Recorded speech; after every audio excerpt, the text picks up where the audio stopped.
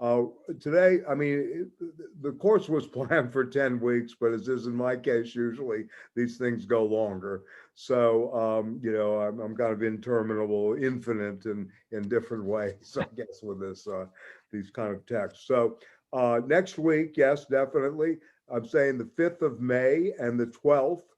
And next week, I would like us to finish up this very long section on the wild ones, or the quote savages, as translated, barbarians and civilized men, and try to keep that into a perspective, because that is the last of I think of the last of the analytic work before they go into their kind of original work of the founding of schizoid analysis and what the working premises are of that. So I'm thinking we'll do the 28th. We'll continue with this chapter next week. Then the 5th, we would go on to the part 4, which is the introduction to schizoid analysis. Do that on the 5th and the 12th. See how you're feeling. And if you want to do one section on the rhizome, and maybe by that time, I mean, I'm not sure about Montreal and I can get my hands on gem stuff, but anyway, maybe at that time we can talk about their theory of language a little bit, the theory of expression, the theory of language, as well as what they're doing differently in terms of the rhizome and where that may go, rhizome, rhizomatics, and all the influence it had on a very multidisciplinary, front, including architecture considerably. Anyway, so I'm figuring we'll probably end up with at least 3 extra sections, it's up to you guys. I mean, I'm fine with it. I mean, and like I said, I would like to get through this as much as possible, and I hope it's valuable not only for your work, but for life itself. Or there shouldn't be a separation. But anyway, so tonight, what I would like to do is return, if you will. We'll look at the moment of the barbarian despotic machine and territorial representation. And I hope you're beginning, I mean, to see that they're really trying to develop, if you will, almost a schema here of how they see the foundations of capitalism, and how Oedipus and Oedipal, territorial representation comes to dominate. So they're doing this a la, I think, of course, one pretext here is Engels's great The Origin of the Family, Private Property and the State. That's pretty clear that that is really a background text. And I'm sure several of you most of you have read it. But I would read it again. It's a pretty remarkable text. And as I mentioned, there's this wonderful scene that riffs off of it in Jean-Luc Godard's Weekend, towards the middle to end of the film, with 2 sanitation workers basically reciting from The Origin of the Family, Private Property and the State, and then going into Fanon. So one thing I would like to do, and us to keep in mind, that for my reading, I'm trying to read this, at least for me, and to hopefully convey this somewhat, is that this is also a work that is coming at the time of Fanon's presence in clinical work, and of course third world liberation movements, and the metropoles being occupied, of course the Black Power struggles of the 1960s that they mentioned George Jackson here, and Deleuze mentions actually George Jackson later in some of his work. So I think it's important to keep this in mind too. This is another antagonistic moment in this that they really again are against what they would call, I don't like this way of putting it, but I think this is the way they would say, a kind of bourgeoisification or territorialization of the clinic on the couch, right, so to speak, or the psychiatric institutions as policing operations, as social control operations. And this is going on throughout, the work, right? So that it is an all-out assault on that.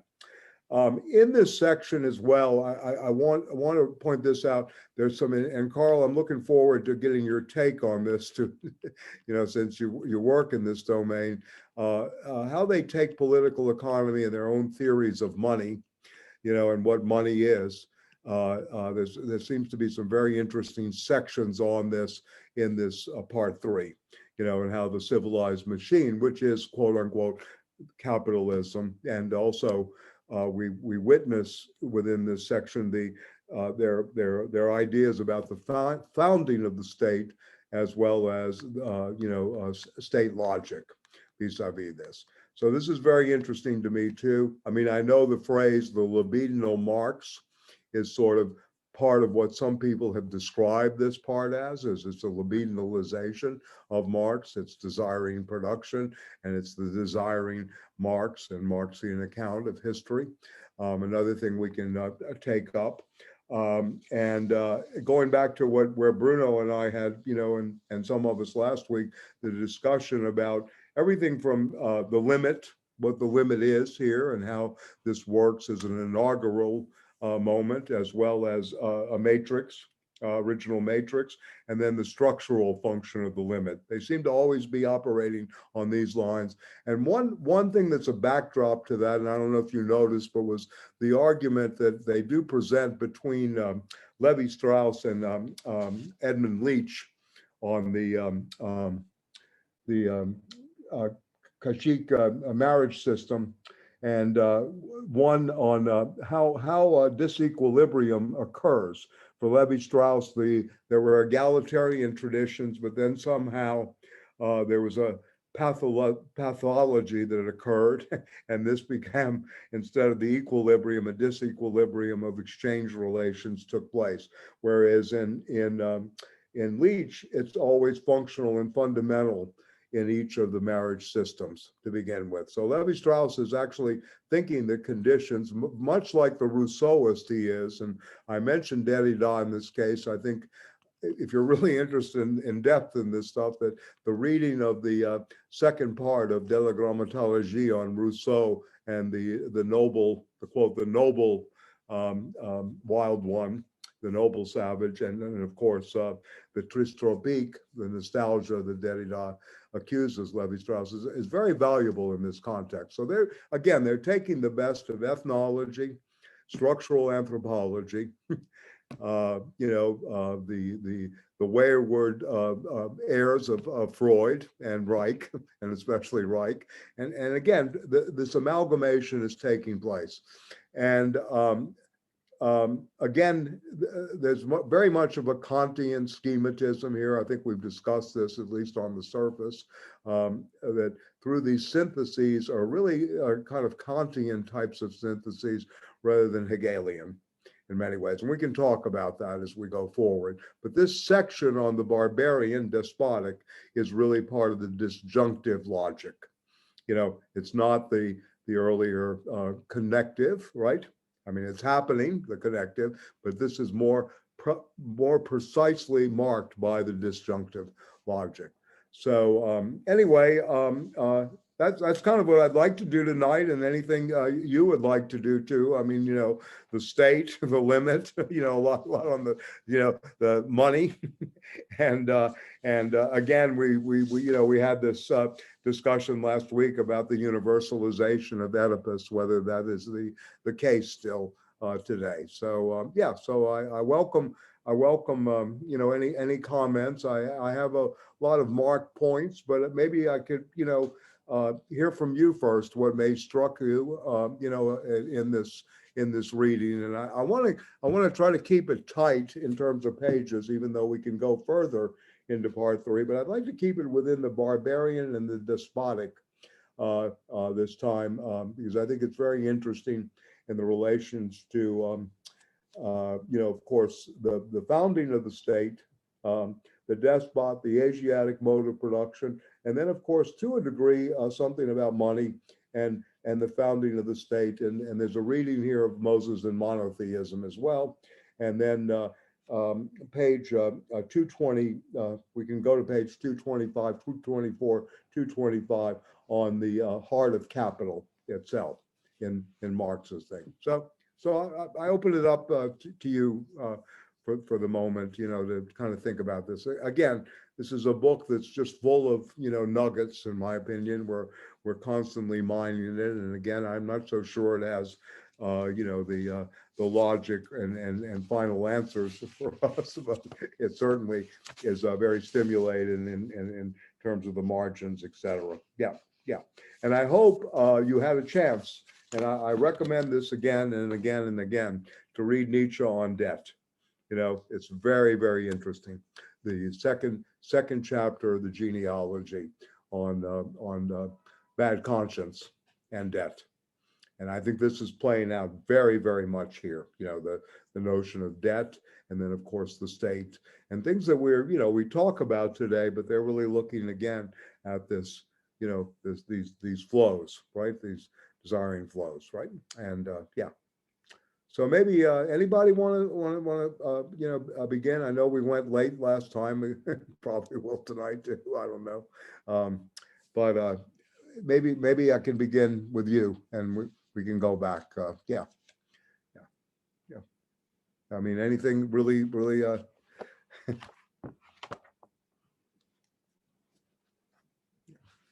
Yeah. No.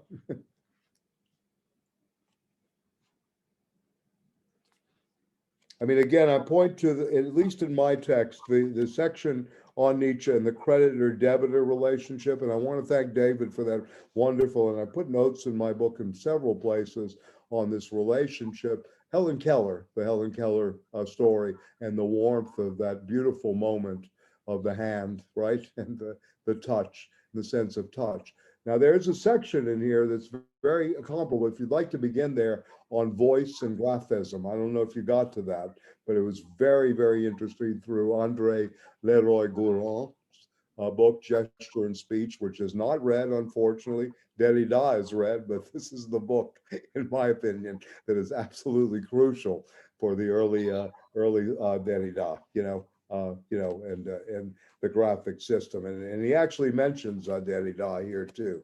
Yeah.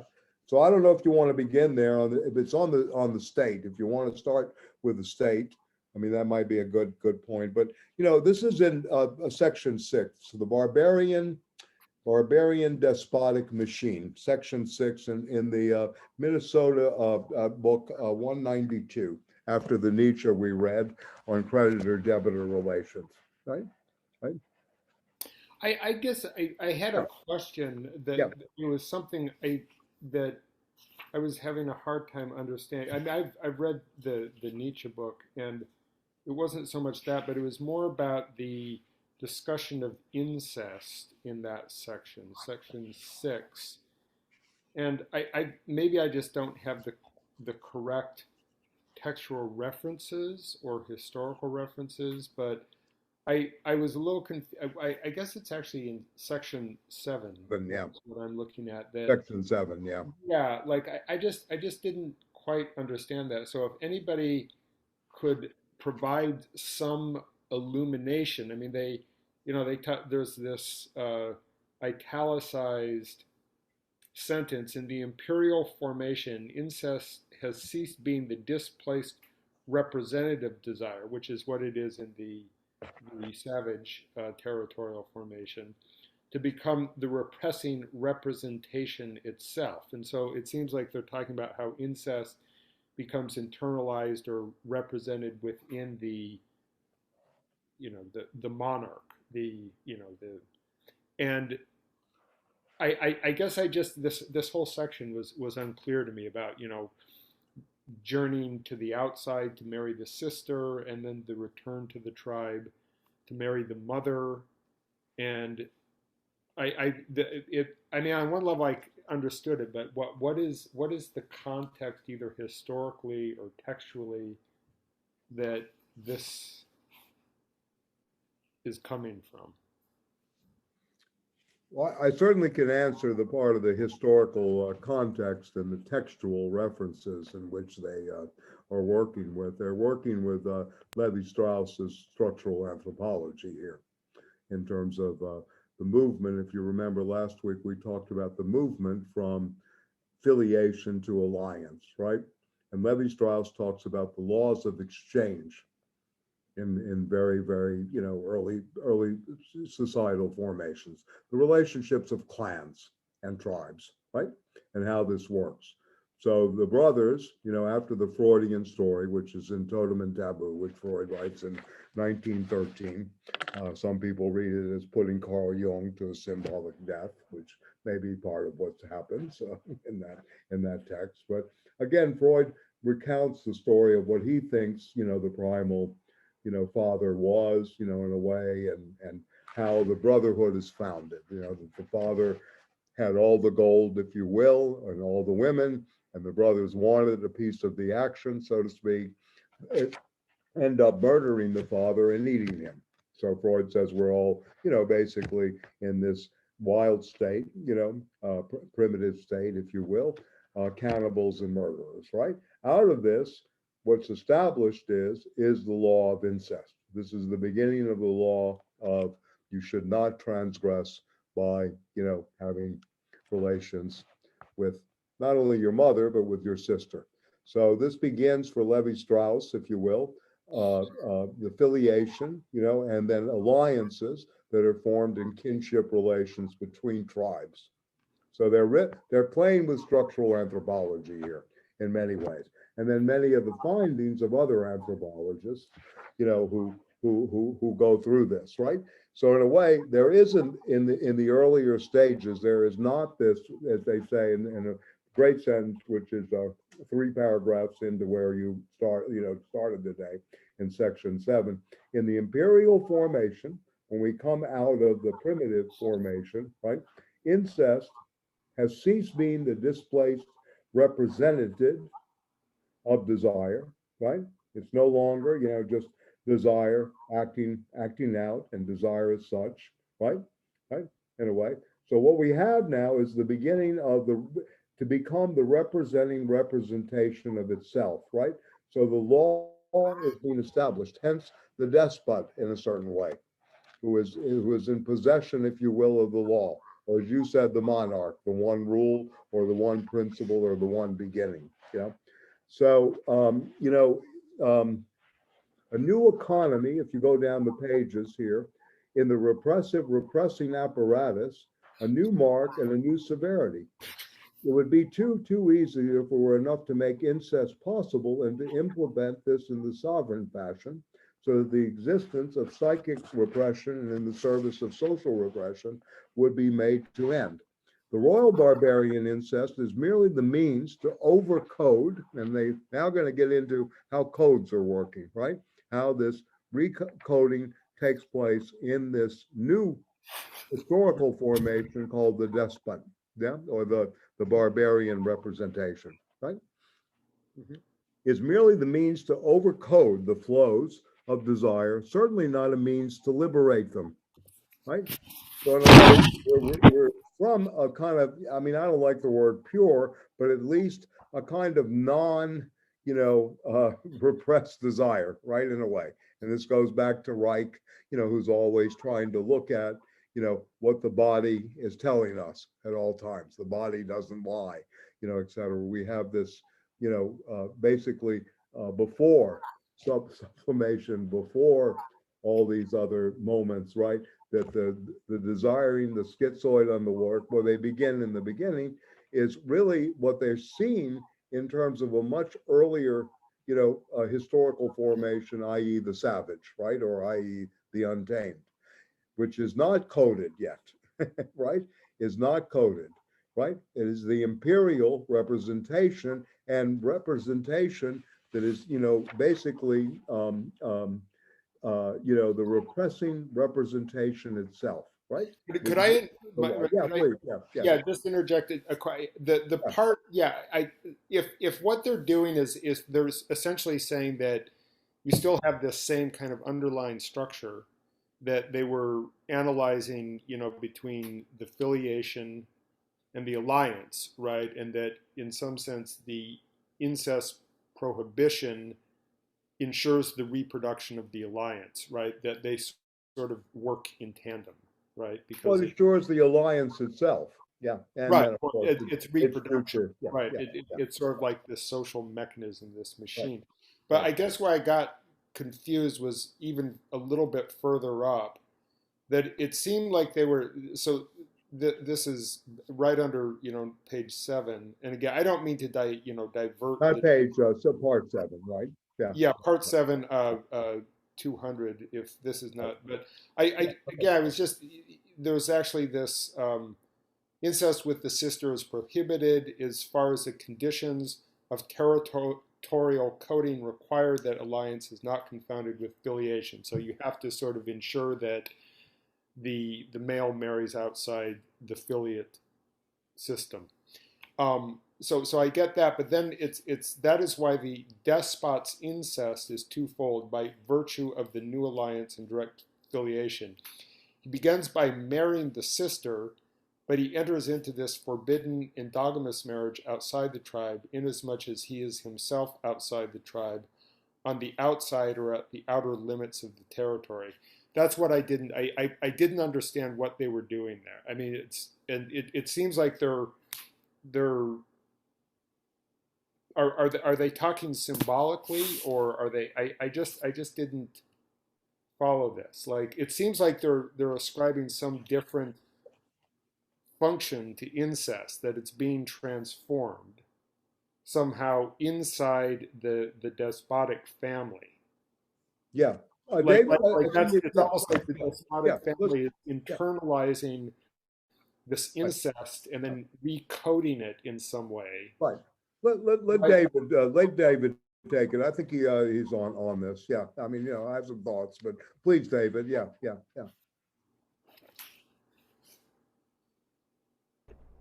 I actually am with Carl in the kind of questioning or confused aspect Okay. where I'm not so sure about it. Right. But Okay. I do feel it's fascinating the idea that the incest is so different with the sister and the mother. That there seems like there's sort of a sense almost of something kind of heroic in the idea of incest with the mother in this fascinating way that's quite novel. And I don't really know any other theorists who quite see it this way. I mean, this does seem like it's a very original mode of thought, but it is really kind of confusing. Okay. I mean, I, the notion of the double ins. Yes, please, Lydia. Yeah, yeah. my sense is just that the despot, by performing this taboo action, is establishing himself as the exception. So already at the limit of the law, by establishing the law, he's able to perform, or maybe must perform, this kind of incest to seal the deal. But is it almost like is it like a projection that the fantasy then becomes projected onto the despot? I mean, I was almost thinking of it in terms of like the Greek myths and the incest stories, and that there's sort of like this, right? It's not like they're actually performing incest, but there's the suspicion that this is actually taking place. Does that make sense? Well, I mean, that's They what we almost see become a in the symbol. theater, but I mean, they maybe actually have taken place. In some ways, we read it very symbolically, and yeah, but yes, I mean, this is important. And again, I mean, when you really look at this in an overarching way, and you begin to look at the Greek myths of incest in so many ways. I mean, Antigone loves her brother. She goes to her death for her brother. Mm. It's very interesting. Antigone is much more of a founding document, at least in my opinion, with psychoanalysis and this whole double incest. She's the product of incest between, her father, and her mother and her grandmother together, right? And of course, her relationship to Polynices, her brother. I will lie with him as I will lie with him again. Said in the play. She's incredible. The desire is very obvious there. And it's interesting the way, Sophocles positions this in the play as the ode to Eros, in this actual section and even So, later. so in So you Antigone, have this double incest already working in the Greek context in many ways. And is I think they're looking at this. Yeah, please. Yeah. yeah, no, that's interesting. This is what I didn't. So in Antigone, there is an actual statement that indicates that there is actual incest between her and her brother, that they have engaged in sexual I relationships. mean, There is not. yeah. What's that? I'm sorry, Lydia. I just said no.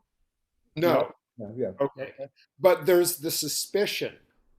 Well, I mean, there's textual interpretation at work here, obviously, right? And when you put it into a context, I mean, what is she really dying for? Why does she put her life on the line for her brother? And why does she make statements like this throughout? I mean, there's obviously some kind of libidinal attachment that's very, very deep that might be happening. Who knows? Maybe only symbolic in a sense, but the power of the symbol is very, very important. Yeah, yeah. I guess I never thought of it that way about Antigone and Polynices. Maybe no, I mean it's the first time that I even Right.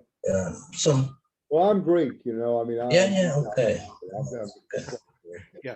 So well, I guess what I'm almost like, what's emerging in my mind, this is sort of the sense I had, is that there's again this kind of subterranean desire that is sort of present but denied or repressed, but there's sort of like this, just that, and that somehow there's almost this projection of this, onto the despot, onto the family, onto the king, that these acts have in fact been committed, right?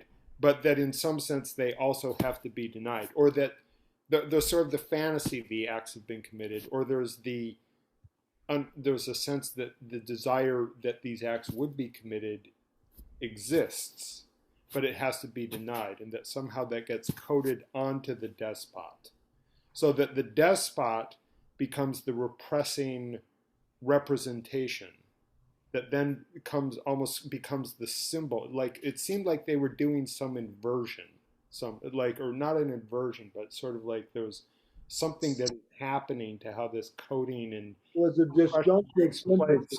Yeah, yeah. Right, that is being. I mean, that's If I may also, no, and following in a sense on what Michael, you were saying about Antigone and Polynices, as I said, I never thought of it that way, but and generalizing that, right? It might also be, I don't know if this makes sense, but that, like original primordial, if you will, sexuality touches on everything, including one's own existence, being and body. And so on everyone who's around you, right? So then the question of incest is the prohibition of that, right? But otherwise, the erotic desire for the other, especially those who are closer to you, should not be a problem. It becomes a problem because of the law, and therefore it's what sets the limit. No, I mean, I just, I don't know if that makes sense, but yeah.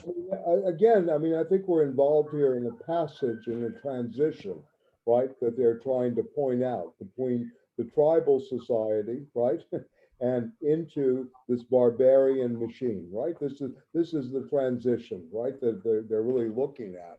And these two terms, right, that you very, acutely and, in great starting point, pointed to, incest has, ceased being the displaced representative of desire, no longer is its desire's representation, but has become the repressing representation of itself. So, I mean, Bruno, when he uses a language such as primordial, yes, we are desiring to Deleuze and Guattari, we are not only desiring machines, they are really looking at the body here. Really in a sense, they're not looking. I mean, it's much more. Again, when we hear incest, we hear all kinds of laws and codes, right? In a way, they're looking at this in terms of an anthropological distantiation that's trying to understand, if you will, how filiation becomes alliance and how that alliance, through history, morphs, if you will, or transforms into this despot machine, right? The despotic And machine before we get to the capitalist machine. So again, yes, yeah. so no, remember last week we also saw that part of a sentence, right? When the expression they spoke about non-Oedipal primal homosexuality, and maybe it should be pansexuality instead. I mean, the non-Oedipal Or maybe just openness. pansexuality. Yeah, yeah. Yeah, I mean, that makes sense. So, I mean, because this also explains what then the law, whether it's the despot or the law in general, then does in prohibiting, in regulating life in general, including and especially sexual life. So there is this openness to begin with, right? Yeah. I mean, yeah, David, please, yeah, yeah. What I was going to say, and furthering this a little bit, is on page 201 in the top chapter, they say something that seems very definitive about this. Right. That it's not one incest, but two. Yes, double incest, yeah. The double incest is not there to produce a flow, not even a magic flow, Right. but to overcode all of the existing Right. flows and to ensure that no intrinsic code, no underlying flow escapes the overcoding of the despotic machine. Right, right. Hence, it is by virtue of his sterility that he guarantees the general fecundity. I found that really an interesting nexus point, but I'm not sure why the sterility guarantees the fecundity if it's closing down all of the flow. It seems like it would guarantee in its sterility everything else would be sterile. This part I found very complex. Michael, I agree with you. The sacred deflower, the ritual initiate, all these phrases they're using that they're reading from this anthropologist, by the way, Pierre Gordon, whose book they find very strange. You know, I mean, this is a riff on this anthropologist named Pierre Gordon. You know, I've never read his book. I know of it, but yeah. The key is the representation. Carl was on the right track, and with the head of state as the representative, it's functionally sterile. It points to nothing beyond itself. It is the symbol. It is the end point, and thereby it is able to redirect all the flows back to itself. Yes. Mm-hmm. Well, they talk about first marriages. I mean, if you want to go into this a little deeper, I mean, it is clear that incest with a mother, the second paragraph, has a completely different meaning. This time, it is a question of the mother of the tribe. So she exists in the tribe as the hero finds her in penetrating into the tribe, or finds her again in returning to the tribe after his first marriage. He countersects the extended filiations with a direct filiation. The initiated or initiated hero becomes king. Here's the birth of the death. The second marriage develops the consequences of the first. It draws out the effects of the first. The hero begins by marrying the sister, then he marries his mother. The fact that the two acts can, in varying degrees, to bond together, assimilated, does not rule out the existence of two sequences in the phenomena: the union with a princess sister and the union with a mother queen. Incest goes by twos. The hero is always sitting astride. And, you know, this is interesting, right? Two groups. The one where he leaves to find his sister, the other where he returns to find his mother again. The purpose of this double incest is not to produce a flow, and this is where David started, not even in a magic flow, but to overcode all existing flows and to ensure that no intrinsic code, no underlying flow escapes the overcoding of the despotic machine. This is hence why it's a despot, right? Hence it is by virtue of his sterility that he guarantees the general fecundity, where David went, right? The marriage with the sister is on the outside. It is the wilderness ordeal. It expresses the spatial divergence from the primitive machine. It provides the old alliances with an outcome. It founds the new alliance by effecting a generalized appropriation of all the alliance debts, going back to Nietzsche and this creditor-debtor relationship, and the infinite debt that needs to be coded at a particular point. The marriage with the mother is the return to the tribe. He expresses the temporal divergence from the primitive machine, the difference between the generations. It constitutes the direct filiation that results from the new alliance by effecting a generalized accumulation of filiative stock. Both marriages are essential to the overcoding as two ends of a tie for the despotic knot. Very interesting. I don't know what exactly they mean in juxtaposing the fecundity and the sterility, although I think Lydia is on to something. You know, it becomes this sterile limit, right, of where the rule is established. That's maybe one way of looking at it. Yeah. So I think that, yeah, I don't know if this helps. I think it helps to read it, right? And to read it again and again, that we kind of see what they're up to. Yeah, yeah, yeah. I mean, I don't know. We're not going to get to the origin of everything here. This is the problem we have always. We should really deal just with the topos, the place of where it starts in a sense, because I don't really think we're going to get to the origin. You know, this is something that Foucault warned us against, Nietzsche warned us against, etc. Right? I think there's also a Lacanian reading. Yeah, sure. Go ahead. Yeah, Totem and Taboo, which has to do with the impossibility of sexual relation. Right. And that has something to do with this sterility and the canceling out of the subject in the representation that's without the unconscious of the subject. Yeah, very, very good. And you're actually, you know, in some ways, Guy Rosolto is the person that they're doing the comment on here. It's never been translated. The Essay on the Symbolic is the name of the book, who was a Communist Party, PCF member, psychoanalyst, and philosopher. And, you know, this is also part of this too. Very, very good, Lydia. It's very important, to bring in that Lacanian reading and then the symbolic order. Yeah. So yeah, and you know, again, this is a reading. Have to remember that they're reading. I mean, just to put it into, again, you asked for the historical they're reading, you know, some of their anthropologists during this period, and this has to do with Africa in a lot of ways. This is studies that are going on in Africa, also in South America, with the, you know, with Costres, Levi Strauss, right, etc. Right, all these people, Lucien Sebag, who I mentioned last week. You know, Guy Rosolto, who stayed in Paris but wrote on the symbolic, and other people, the Ortegues family, Maria Céline and Edmond Ortegues. So this is also going on in terms of their studies of tribes, right, etc. Right. This is very important for us. We got this through extremely imperial eyes, to put it mildly.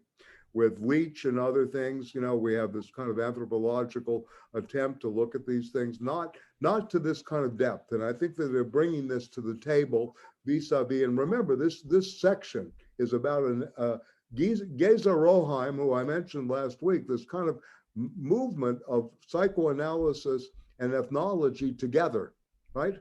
Psychoanalysis and anthropology together. So this is right. Yeah, Justin, I'm sorry, I didn't see your hand up. I'm sorry. I get singularly focused. Yeah. Thank you. Yeah, sure. So the one thing that I've been perplexed by, and this conversation with incest kind of goes along with it, is the way that the number 3 keeps reoccurring and is always used in a negative way. So in relations, you know, you're talking about Oedipus, the mummy, daddy, me. And in this case, you're talking about the despot and the mother and the sister. And it seems like all of them are some kind of spatialization of a temporal dynamic. And that's how it seems to me. So 3 as a number seems to me about beginning, middle, and end. Like it's the way life happens. And so whenever you try to turn that into a spatial relationship, you're trying to stop the flow, like the temporal aspect. And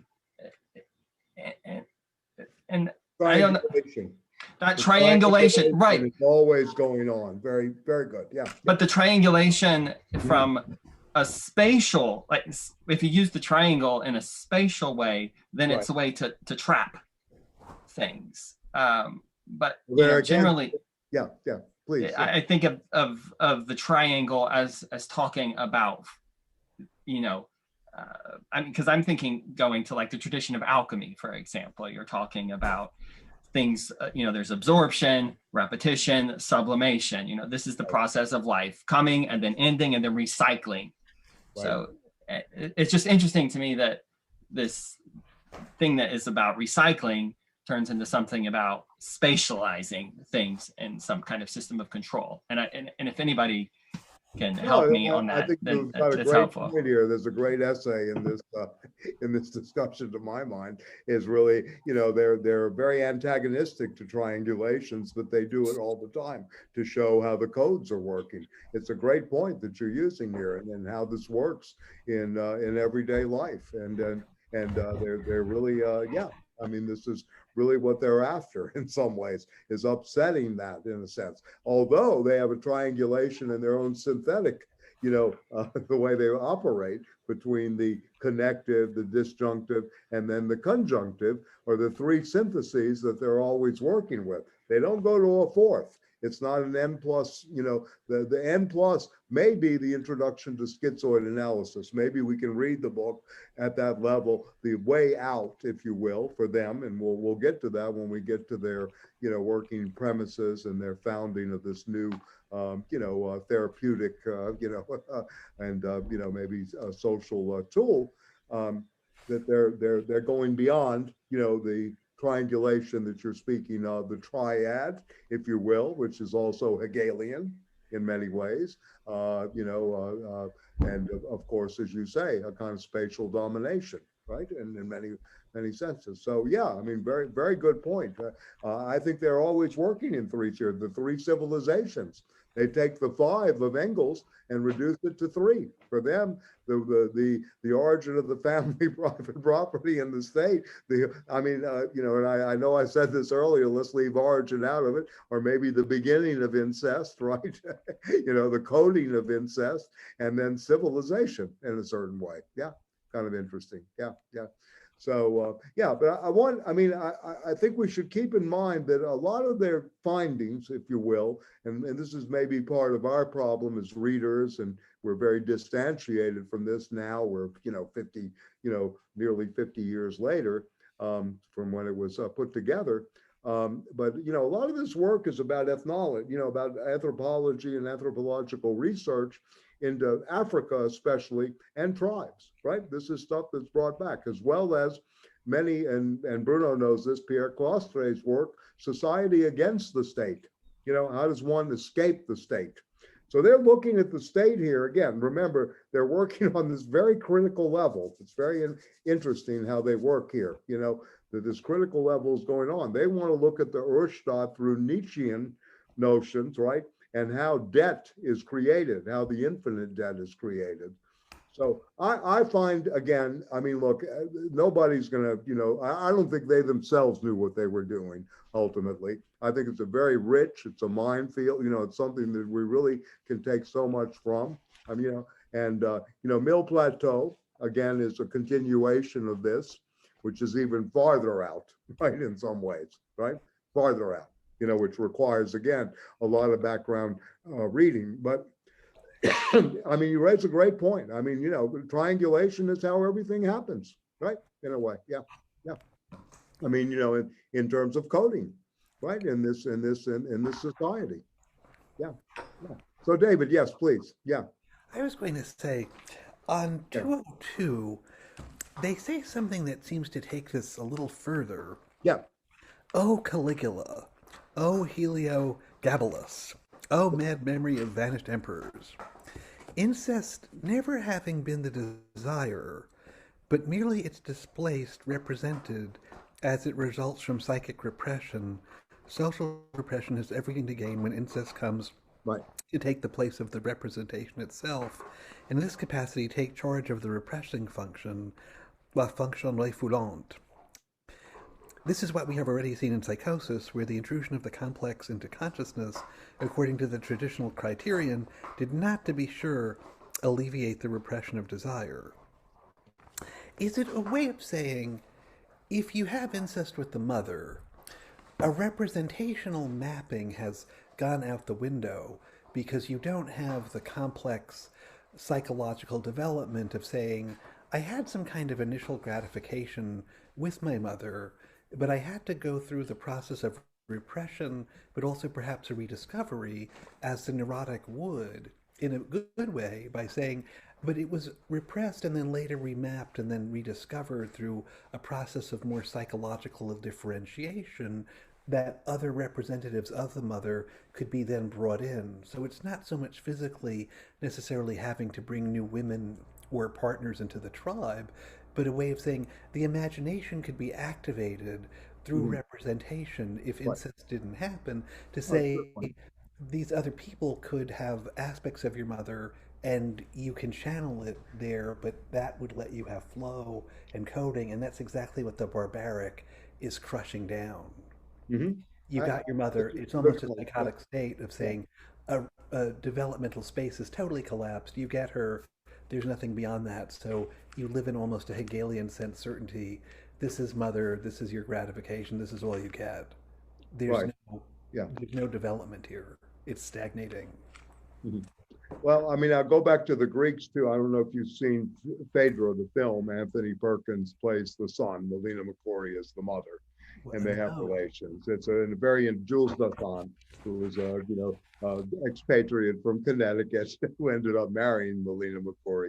He made the film Phaedra, and it's with Tony Perkins actually many years ago. I think late 60s, maybe middle 60s.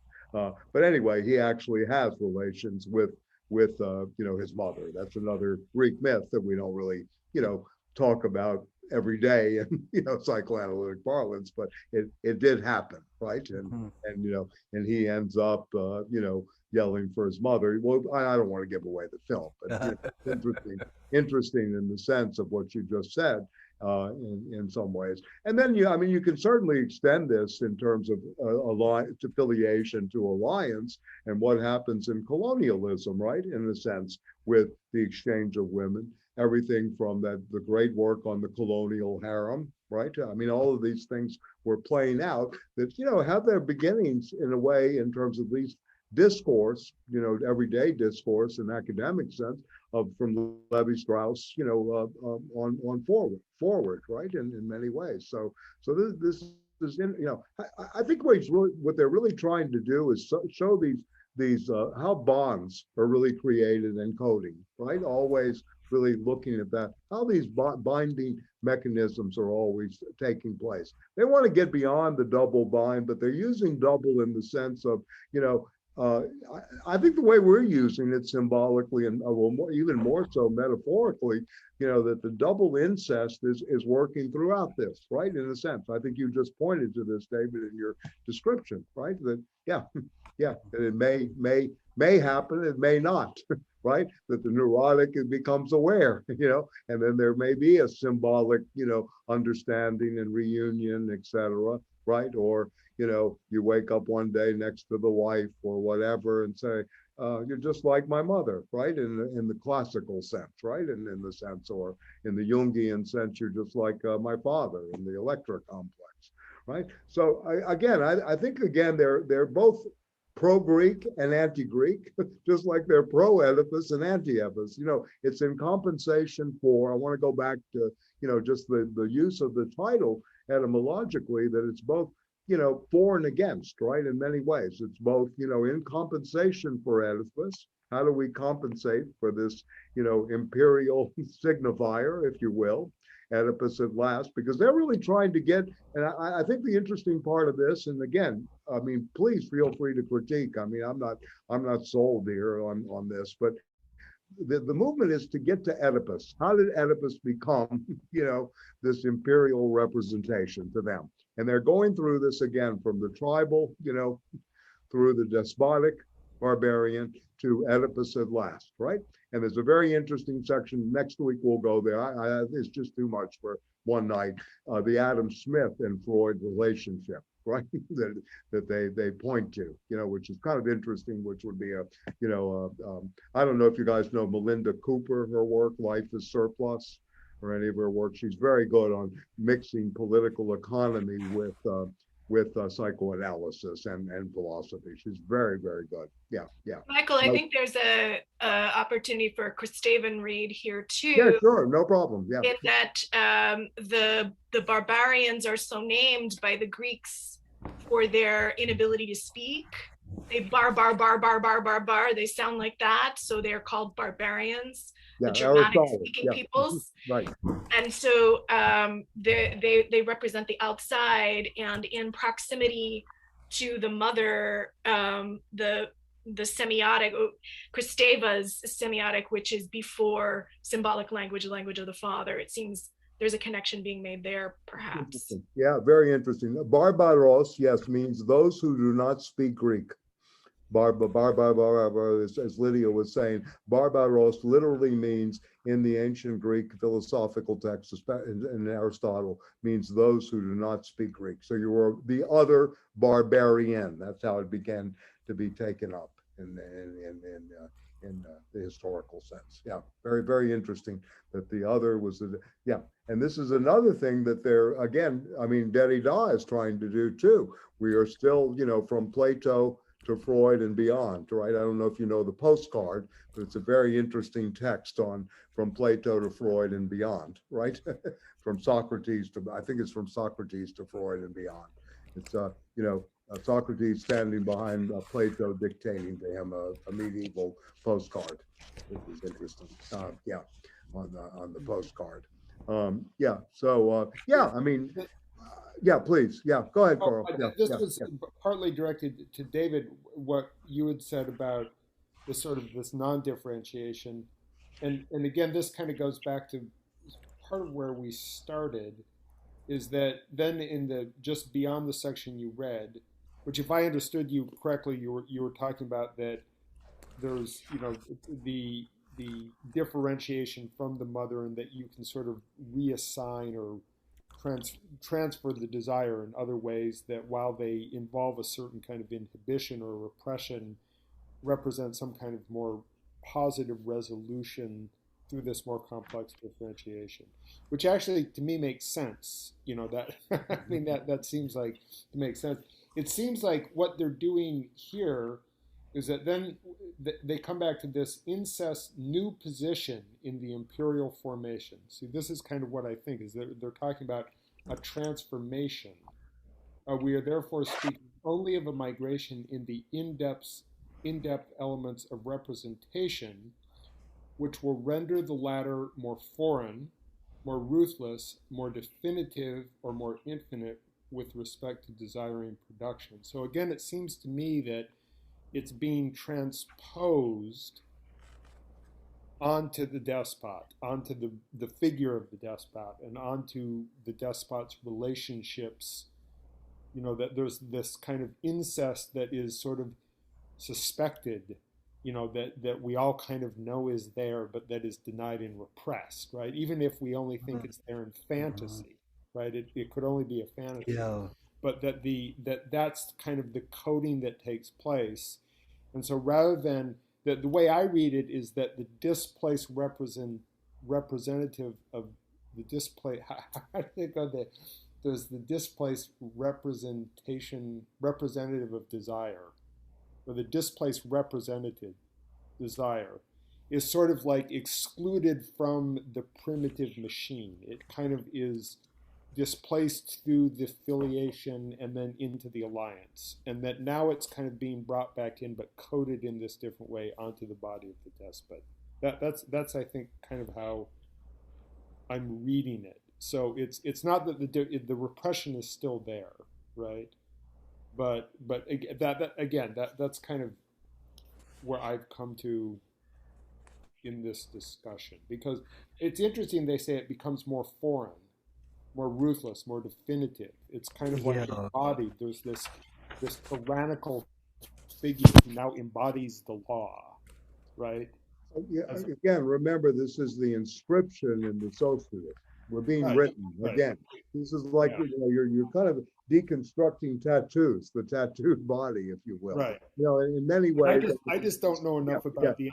No, it's okay. I mean, I think you're really raising great points here. I think if we go through this, because I think it's very interesting what you're bringing up, because this is about writing and speech as well. The voice and graphism, it gets into this. And this is a kind of crucial chapter, especially for people that are interested in Derrida, in deconstruction, and how it came out. And also how territorial representation operates, how they want to get to this notion of what they call territorial representation, because they're going to be then talking about, as David knows, Eugene Holland will speak about deterritorialization, in an active way in his work on this book. So they're really looking at how territorial representation takes place, and then this movement back and forth between the territorial and the deterritorializing, and then what Bruno mentioned, the schizzes, these little fragments that come out, how these flows that can escape in a certain way that can become.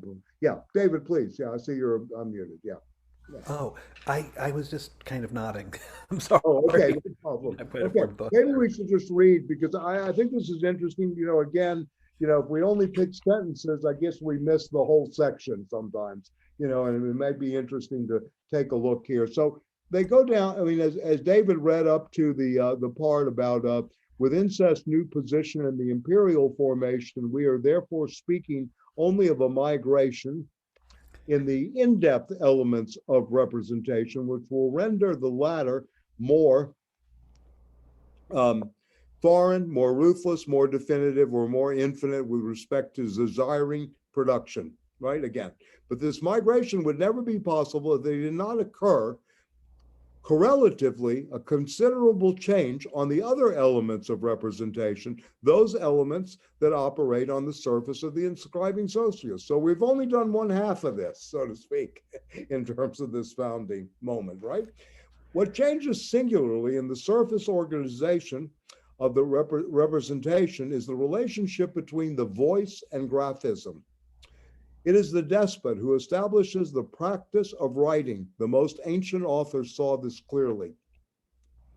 It is the imperial formation that makes graphism into a system of writing in the proper sense of the term. Legislation, bureaucracy, accounting, the collection of taxes, the state monopoly, imperial justice, the functionary's activity, historiography. Everything is written in the despot's procession. Let us return to the paradox that emerges from the analysis of Leroy-Bouhon. Primitive societies are oral, and because they lack a graphic system, but not because they lack a graphic system, but because, on the contrary, the graphic system in these societies is independent of the voice. Independent of the voice. It marks signs on the body that respond to the voice, react to the voice, but that are autonomous and do not align themselves on it. In return, barbarian civilizations are written not because the voice has been lost, but because the graphic system has lost its independence and its particular dimensions, has aligned itself on the voice, and has become subordinated to the voice, enabling it to extract from the voice a deterritorialized abstract flux that it retains and makes reverberate in the linear code of writing. In short, graphism in one and the same movement begins to depend on the voice and induces a mute voice from on high or from the beyond, a voice that begins to depend on graphism. It is by subordinating itself to the voice that writing supplants it. Jacques Derrida is correct in saying that every language presupposes a writing system from which it originates, if by that he means the existence and the connection of some sort of graphism, writing in the largest sense of the term. He's also right in saying that within writing, in the narrow sense, Hardly any breaks can be established between pictographic, ideogrammic, and phonetic procedures. There's always and already an alignment on the voice, and at the same time, as a substitution for the voice, supplementarity, and phonetism is never all powerful, but has always already begun to labor and elaborate the mute signifier. He's again correct in linking writing to incest. This is interesting, going to the other side of this, Carl. He is correct in linking writing to incest in a mysterious fashion. But we see nothing in this link that would lead us to conclude in favor of the constancy of the apparatus of psychic repression operating in the manner of a graphic machine capable of performing as well as by means of hieroglyphics as by phonemes. For there is indeed a break that changes everything in the world of representation between the writing in the narrow sense and the writing in the broad sense. That is, between two completely different orders of inscription. A graphism that leaves the voice dominant by being independent of the voice while connecting with it, and a graphism that dominates or supplants the voice by depending on it in various ways and subordinating itself to the voice. The primitive territorial sign is self-validating. It is a position of desire in a state of multiple connections. It is not a sign of a sign, nor a desire of a desire. It knows nothing of linear subordination and its reciprocity, neither pictogram nor ideogram. It is rhythm and not form, zigzag and not line, right?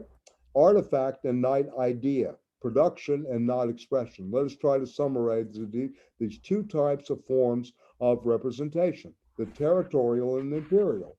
So he goes on. I mean, maybe we can stop there for a second. I mean, this is the another side of this incest too. I mean, what is going on? This link between incest and writing, right? In a sense, and I think we were talking about that earlier a little bit with Lydia and the symbolic, but at the same time, Derrida has these theories about writing. That the Western metaphysics, the logocentrism of Western metaphysics has privileged the voice or the phonemes over that of writing, over inscription. This is interesting, the way they go about this. This is, again, a kind of semi-dialogue with de la grammatologie. So anybody want to speak to this? I think this is, again, crucial alongside this other stuff that they're doing on incest and displaced. I mean, it fits into the displaced representation and representative, etc., as well. But yeah, and just a word on the word, a thing on displacement. The German word Entstellung. The Stellung is like a constellation. It's like a star system. It's like a constellation of forces. So to displace means you're getting out of that constellation of force, right, into a different one. You're being shifted, right, in so many ways. The Stellung, right? Entstellung, again, is another, you have many good terms around the Stellung or the verbs. Vorstellung is representation. The vor, the prefix. Yeah. So anyway, yeah. So yeah, anybody on this? I mean, I think this is very, Tony, any, I know you like, and then we go into the magic triangle to go back to Justin's intervention a little later in this. This is a fascinating section, and I'm glad Carl started this off with this. Yeah. So yeah. Anybody? Yeah. Josh? Yeah.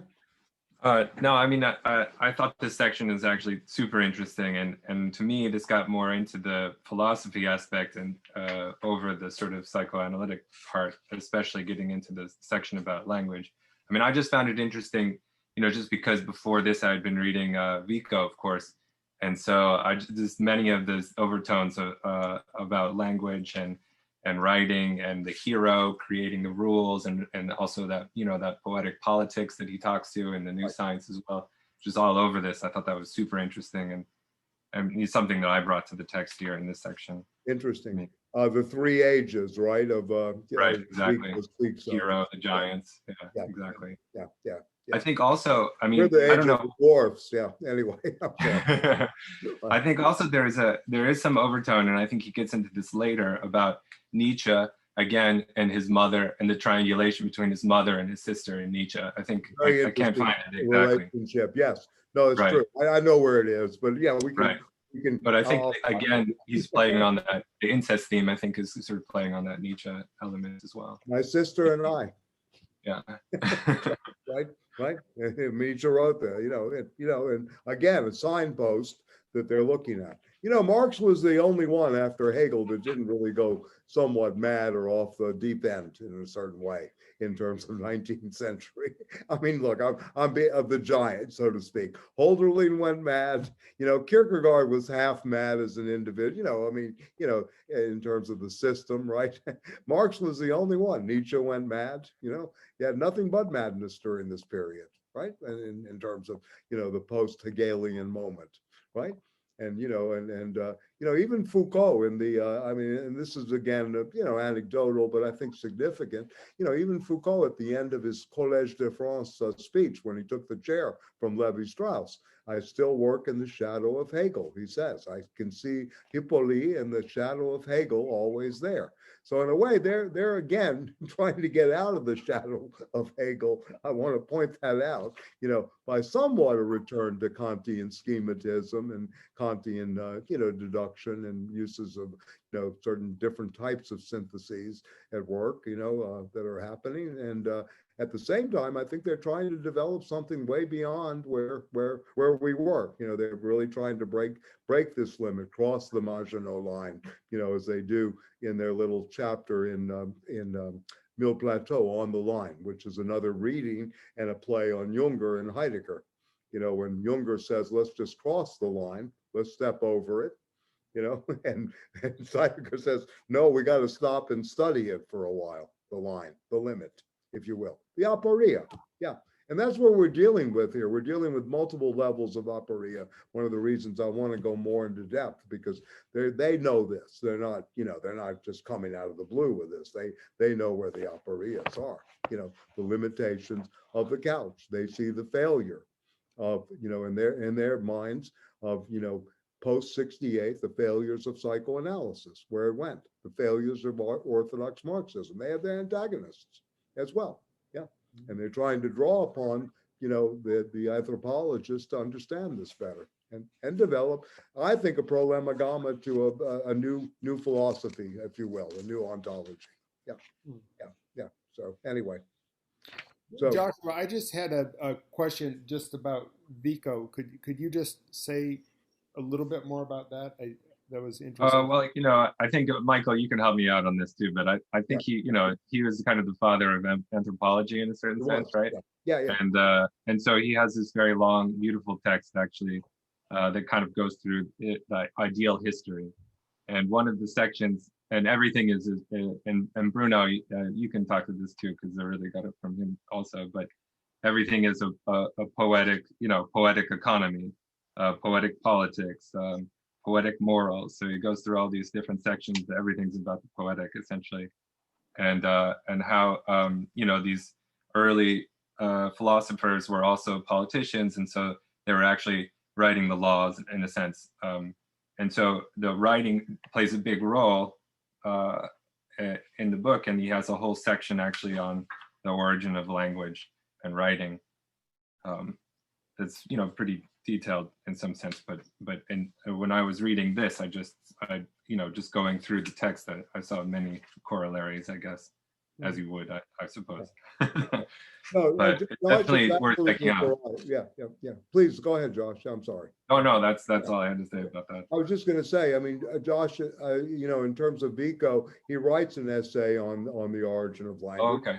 As does Rousseau, as does a lot of other people, of course, Herder, Humboldt, etc. So we're also dealing with, this kind of notion, where does language come from? Does it speak us? Do we really have the quote, the cybernetic control of language that we think we do today? What is this role? Something that Heidegger was incredibly antagonistic towards, and I think rightfully so. He set up thinking against cybernetics in the modern period. And of course, we're dealing with, and I apologize for not having the gem stuff, but I'd rather look at the text instead of, talking about it. I would like to refresh myself. But the plane of immanence and the plane of expression are the two planes they're always working with instead of structural linguistics, as in the Saussurean sense. So in some ways, they're bypassing or trying to get around Lacan, if you will. It's a kind of end around, if you will, to put it in sports language or whatever. They're trying to avoid, right, this structural linguistics at all costs into something different, right? They're looking at planes of immanence and planes of expressionism rather than looking at language as a differential system without positive terms where everything's canceling each other out, in terms of these oppositions, which was the moment of structural linguistics that was very influential on French psychoanalysis. And in fact, Raymond de Saussure, Ferdinand's brother, was a psychoanalyst in the Geneva group, right, in the 1920s. So he had some of that background too. So anyway, I just want to say that it is very, very interesting here what they're trying to do with different, theorists, right? With different, investigations that are going on. And I think Josh, by bringing up Vico, is great because Vico is, again, another forgotten, philosopher, not talked about, never really had a presence in the United States. Correct me if I'm wrong, Bruno, but I don't think he ever really took hold. I mean, there was a little bit of stuff, but never really. And, and Karl Marx called him the father of modern anthropology. Yeah, please. Yeah, Bruno. Yeah. No, I like what you said very much, and I remember. I mean, Vico, just like Holderlin in a different way, says the poets, right, are the real founders, right, of everything. And then the question of language, yes, it is that reaction. I mean, if I may, he says that the first people are bestioni in Italian, which is a wonderful word. Bestioni is huge beasts. Right. And so, and then the savage. Yeah, exactly. Yeah. Right.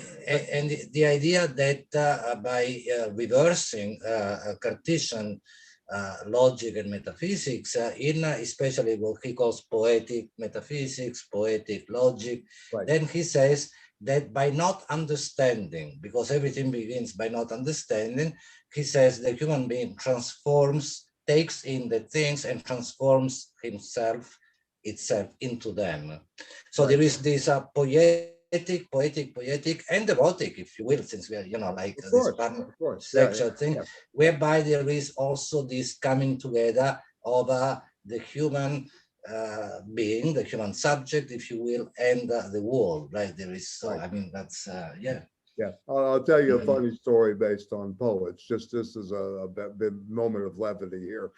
So Grace Hartigan, one of the abstract expressionist painters, taught at Maryland Institute of Art, and I was good friends with one of her students, and I used to meet with them occasionally at the guy's studio, and we'd have discussions. She had 5 husbands, and she would go through them all. She liked to talk about this. I had a scientist, I had an academic, another painter, and then someone, I forgot who, a lawyer maybe or something, and a poet. She said I would have traded all of the other 4 for the poet, right? She always was privileging that. The poet was the one, right? So what you say, in a sense, in terms of this poetic transformation, etc. And I think, we're maybe missing some of that here, that this is a very poetic text. In some ways, it's a very poetic text, and I've been reading alongside. And thank you, Josh. Because I don't have access to my French copy, but I printed it up. So I've been reading along in French. The play of language is pretty amazing here. Yeah. I mean, what they're doing, and this kind of building up, again and again. I think to kind of follow what they're doing is, again, the task here. What Bruno just said, the beast, right? the savage, the monstrosity, as Derrida used to say, what monstrosity will face us in the future. To think about this as the monstre, right? How will this be demonstrated? How will this be unfolded? And this is a book of monstrosity. It really is. When you start thinking about this is dangerous stuff. Yeah, go ahead. So, no, I remember more exactly that Vico says horribly bestionic, horrible beasts. Horrible. Right, Yeah. I mean, that's what. And Derrida says, what monstrosity? What Yeah. monstrosity in the French? Monstrère, monstrosité. Yeah.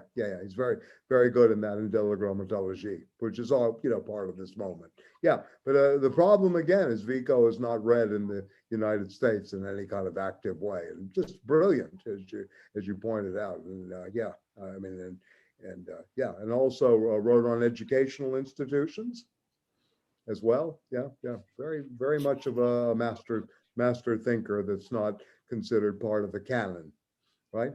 Yeah. So anyway, let's go. I mean, any thoughts about? No. Again, no. I'm really glad that Josh brought Vico up, but I think that indeed there is a lot of that type of understanding here. I mean, the rather than the Cartesian, right? I mean, because Vico offers all the way, yeah. Right, and maybe Vico is the real alternative, the one who really offers a real alternative to, a long tradition, which is not only Descartes, but which is completely different, right? I mean, in a sense, Vico can be associated with the sophists. We don't want to go into that, but it is the making, right? This making of everything, which is really interesting, singular in a sense, and completely different. I mean, that's why maybe Vico is not that read and studied, because there is an inherent difficulty in when you were saying initially, Michael, that there is no difference between life and work, right? One's life and one's work. No work in the sense of wage labor. That's right, of course. Yeah. And this is what, in a sense, Vico also does, right? Yeah. He's one of my heroes, and I love the way he took care of his wife.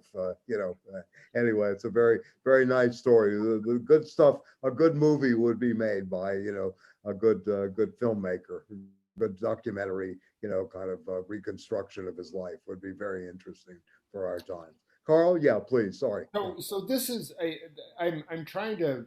I wish I would have had time to reread this section, but because it's there's a lot. Well, you brought it up, so yeah. Yeah. Okay. I'm trying to. So it seems to me. I mean, how do you pronounce the linguist you keep referring to? I have his book. I could send it to you if you want it. Sure. No. Or the other one, Louis Jemsef. Yeah. Jemsef. Yes. Right. Yes, and the plane of expression and the plane of immanence and the plane of expression. Yes, he has a very different linguistic, theory than de Saussure, or for that matter, Voloshinov. They're very. I mean, there are probably 4 or 5 dominant linguists: the Copenhagen school, Jemsefian school, Voloshinov, who some people think is Bakhtin, right? Ferdinand de Saussure and his students, right? So, and Roman Jakobson, of course, the great Russian formalist. So these are, if you will, for lack of a better term, the big 5, if you will, of linguistics, right? And and of course then Vico too. I mean, going back in time, Vico and Rousseau and Herder and Humboldt, kind of predicated. But yeah, please go ahead about Jemsef. Well, again, I'm sort of. But it seems like, so they're making a claim that there's this transformation of the relationship between voice and graphism, and that in where the primitive territorialization, or the primitive machine, that the sign marks the body, but it has an autonomy from the voice, and then they're saying that there's sort of this inversion or this transformation where the graphism becomes subordinate to the voice. So one of the questions I had, and I guess this is an emerging problem I have with some parts of this book, is it's not clear why or how, right, this transformation takes place. They sort of announce this transformation, and then they can produce more theory on the basis of that, but it's not always clear what is actually driving it. But then it seems to me, now tell me if this is wrong, but it seems to me that they're almost talking about the emergence of a signifying system, because a little bit further on they talk about, this is on page. So legislation, bureaucracy, accounting, collection of debt, state monopoly. Yes. On my copy, it's on page 208, where they talk about the creation of the despotic signifier. So they are actually talking about, it seems to me, a transformation in some sense into the despot does become kind of a master signifier, and is almost the precursor to Oedipus. Right, like we're moving towards Oedipus. This is yes, Oedipus at last. How do we get to Oedipus? Almost, we're not quite there, but we're getting close. We're getting. If you want to read this in terms of its linear unfolding in the Aristotelian sense of the beginning, middle, and end, yes, you're absolutely. Yeah. So that they do seem to almost be. I don't know Lacan, but I know I've read Saussure, and it seems like they are beginning to move into how does this structure.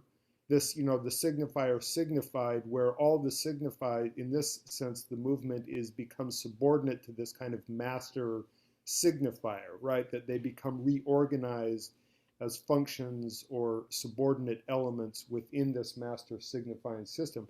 And they talk about that earlier as it has a material aspect, like the various territories become like the functional cogs in the economic system of the despotic order, the feudal order, right? But it seems like, so they're actually talking about a movement where it seems like, this is a little bit confused, but they also want to talk about language, writing as the production of desire, and it's always inscribed on the real. They want to get away from this idea of, the signifier and the signified.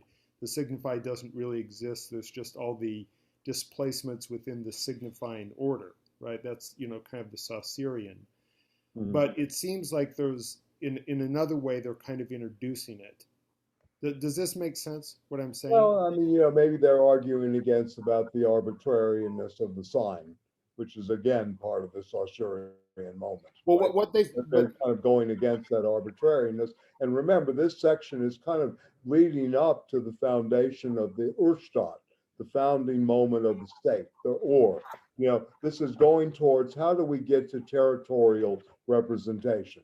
Because in the tribal thing, it's a creation of, again, filiation to alliances. How do the alliances then become, and if you can think of this as process and, a very difficult process, but how do the alliances then lead into, through the grapheme, the voice, right? And then they go through the magic triangle to go back to what Justin was saying earlier.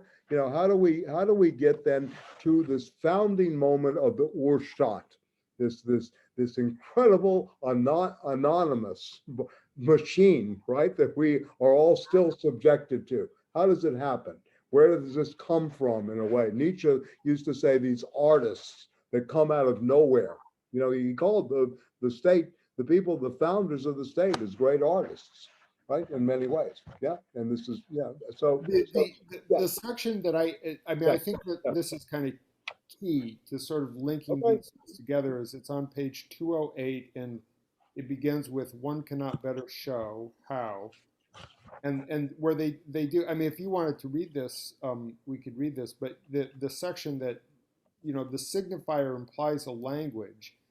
They're talking about the despotic signifier that overcodes another language. It overwrites it, while the other language is completely coded into phonetic elements. Okay. I mean, maybe this is a crucial thing because, again, the argument here is with Lacan and Saussure, this paragraph that you're speaking to. One cannot better show how an operation, and for those of you that have the other edition, let me see if I can locate it. Michael, can we go back? Can we go back a little bit before that, actually? Yeah, sure, of course. Yeah. Just on 207, if you just start on the section, there is no linguistic field. Okay. It's right into, it goes right into what Carl's talking about. Yeah, that's true. Okay. There's no linguistic field without bi-univocal relations. And this is about, 6, 7 pages into the section 7 for those of you in Barbarian or Imperial Representation, section 7 of part 3. There's no linguistic field. It begins with there's no linguistic field without bi-univocal relations, whether between ideographic and phonetic values or between articulations of different levels, moments and phonemes, that finally ensure the independence and the linearity of the deterritorialized signs. But such a field remains defined by a transcendence, even when one considers transcendence as an absence or as an empty locus, performing the necessary foldings, levelings, and subordinations, a transcendence whence issues throughout the system the inarticulate material flux to which this transcendence operates, opposes, selects, and combines, that is the signifier. He's really showing you the birth of the signifier here. This is good. Right, I mean, right, yeah. it's really, really excellent. I mean, they're very smart. I mean, to put it mildly, right? They're really showing you the premises. How do we get to this term we use all the time, or that the Lacanians can, throw around their signifiers everywhere? How do we get to it? Okay. It is curious, therefore, that one can show so well the servitude of the masses, and this is great. Thank you, Josh. With respect to the minimal elements of the sign within the immanence of language, without showing how the domination is exercised through and in the transcendence of the signifier. There, however, as elsewhere, an irreducible exteriority of conquest asserts itself. For if language itself does not presuppose conquest, the leveling operations that constitute written language indeed presuppose two inscriptions that do not speak the same language, two languages, one of masters, the others of that of slaves. This is very Nietzschean. Again, the genealogy, it would be certainly one of the 10 I would take to the island without friends. Yeah, exactly. So anyway, Jean Nougarold describes just such a situation. For the Sumerians, a given sign is water. The Sumerians read the sign A, which signifies water in Sumerian. An Akkadian comes along, or an Akkadian, comes along and makes his asks his Sumerian master, what is this sign? The Sumerian replies, that's A. The Akkadian takes this sign for A, and on this point, there's no longer any relationship between the sign and water, which in Akkadian is called mu. I believe that the presence of the Akkadians determined the phoneticization of the writing system, and that the contact of two peoples is almost necessary before the spark of a new writing can spring forth. One cannot better show, and this goes into the Derridian moment, one cannot better show how an operation of bi-univocalization organizes itself around a despotic signifier so that a phonetic and alphabetical chain flows from it. Alphabetic writing is not for illiterates, but by illiterates. Very, very, you think about this. I mean, what they're doing, it's great. It goes by way of illiterates, those unconscious workers. The signifier implies a language that overcodes another language, while the other language is completely coded into phonetic elements. And if the unconscious, in fact, includes the topical order of a double inscription, and this is, of course, right here, the antagonism towards Lacan, it is not structured like one language, but like two. The signifier does not appear to keep its promise, which is to give it an access to a modern and functional understanding of language. That imperialism of the signifier does not take us beyond the question, what does it mean? It is content to bar the question in advance, to render all the answers insignificant by relegating them to the status of a simple signified. It challenges exegesis in the name of recitation. Great. Pure textuality and superior scientificity. Like the young Pallas, right? Young Pallas dogs, too quick to drink the verse water and who never tire of crying, the signifier, you have not reached the signifier. you're still on the level of the signifieds, right? This is an attack on the school, École Freudienne. I mean, I just tell you directly, right? The signifier is the only thing that gladdens their hearts, right? Stock that distributes lack to all the elements of the chain, something in common for a common absence, the authority that channels all the break flows into one, and the same locus of one and the same cleavage, the detached object, the phallus, and castration. The bar that delivers over the depressive subjects to the great paranoid king. O signifier, terrible archaism of the despot, where they still look for the empty tomb, the dead father, and the mystery of the name. And perhaps this is what incites the anger of certain linguists around Lacan, no less than the enthusiasm of his followers. The vigor and the serenity with which Lacan accompanies the signifier back to its source, to its variable origin, the despotic age, and erects an infernal machine that welds desire to the law, because everything considered, as so Lacan thinks, that is indeed the form in which the signifier is in agreement with the unconscious, and the form which should produce effects of the signified in the unconscious. The signifier as the repressing representative, going back to where we began today, and the new displaced representative that it induces, the famous metaphors and metonymy, all that constitutes the overcoding and deterritorialized despotic machine. Right? Okay, I'll stop there for a minute. Yeah, that's pretty, that's I don't pretty know what rich passage. It's a very rich passage. It's a great passage. Yeah. So, yeah. I mean, it's really great. You and Josh was great to get us to go back one paragraph. Well, what I wanted to ask about that paragraph, there's this like interesting, I guess it's at an asterisk, so it's, I don't know if it's a footnote, but Bernard somebody talks about how Nietzsche, in contrast to Hegel, causes the master-slave relationship to go by the way of language and not by the way of labor.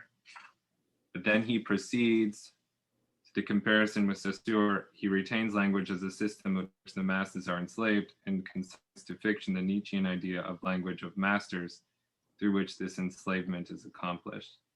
I guess I was just curious about. But yeah, he's a very well-known French Nietzschean. Yeah. Okay. He wrote a very good book. I was just curious about this.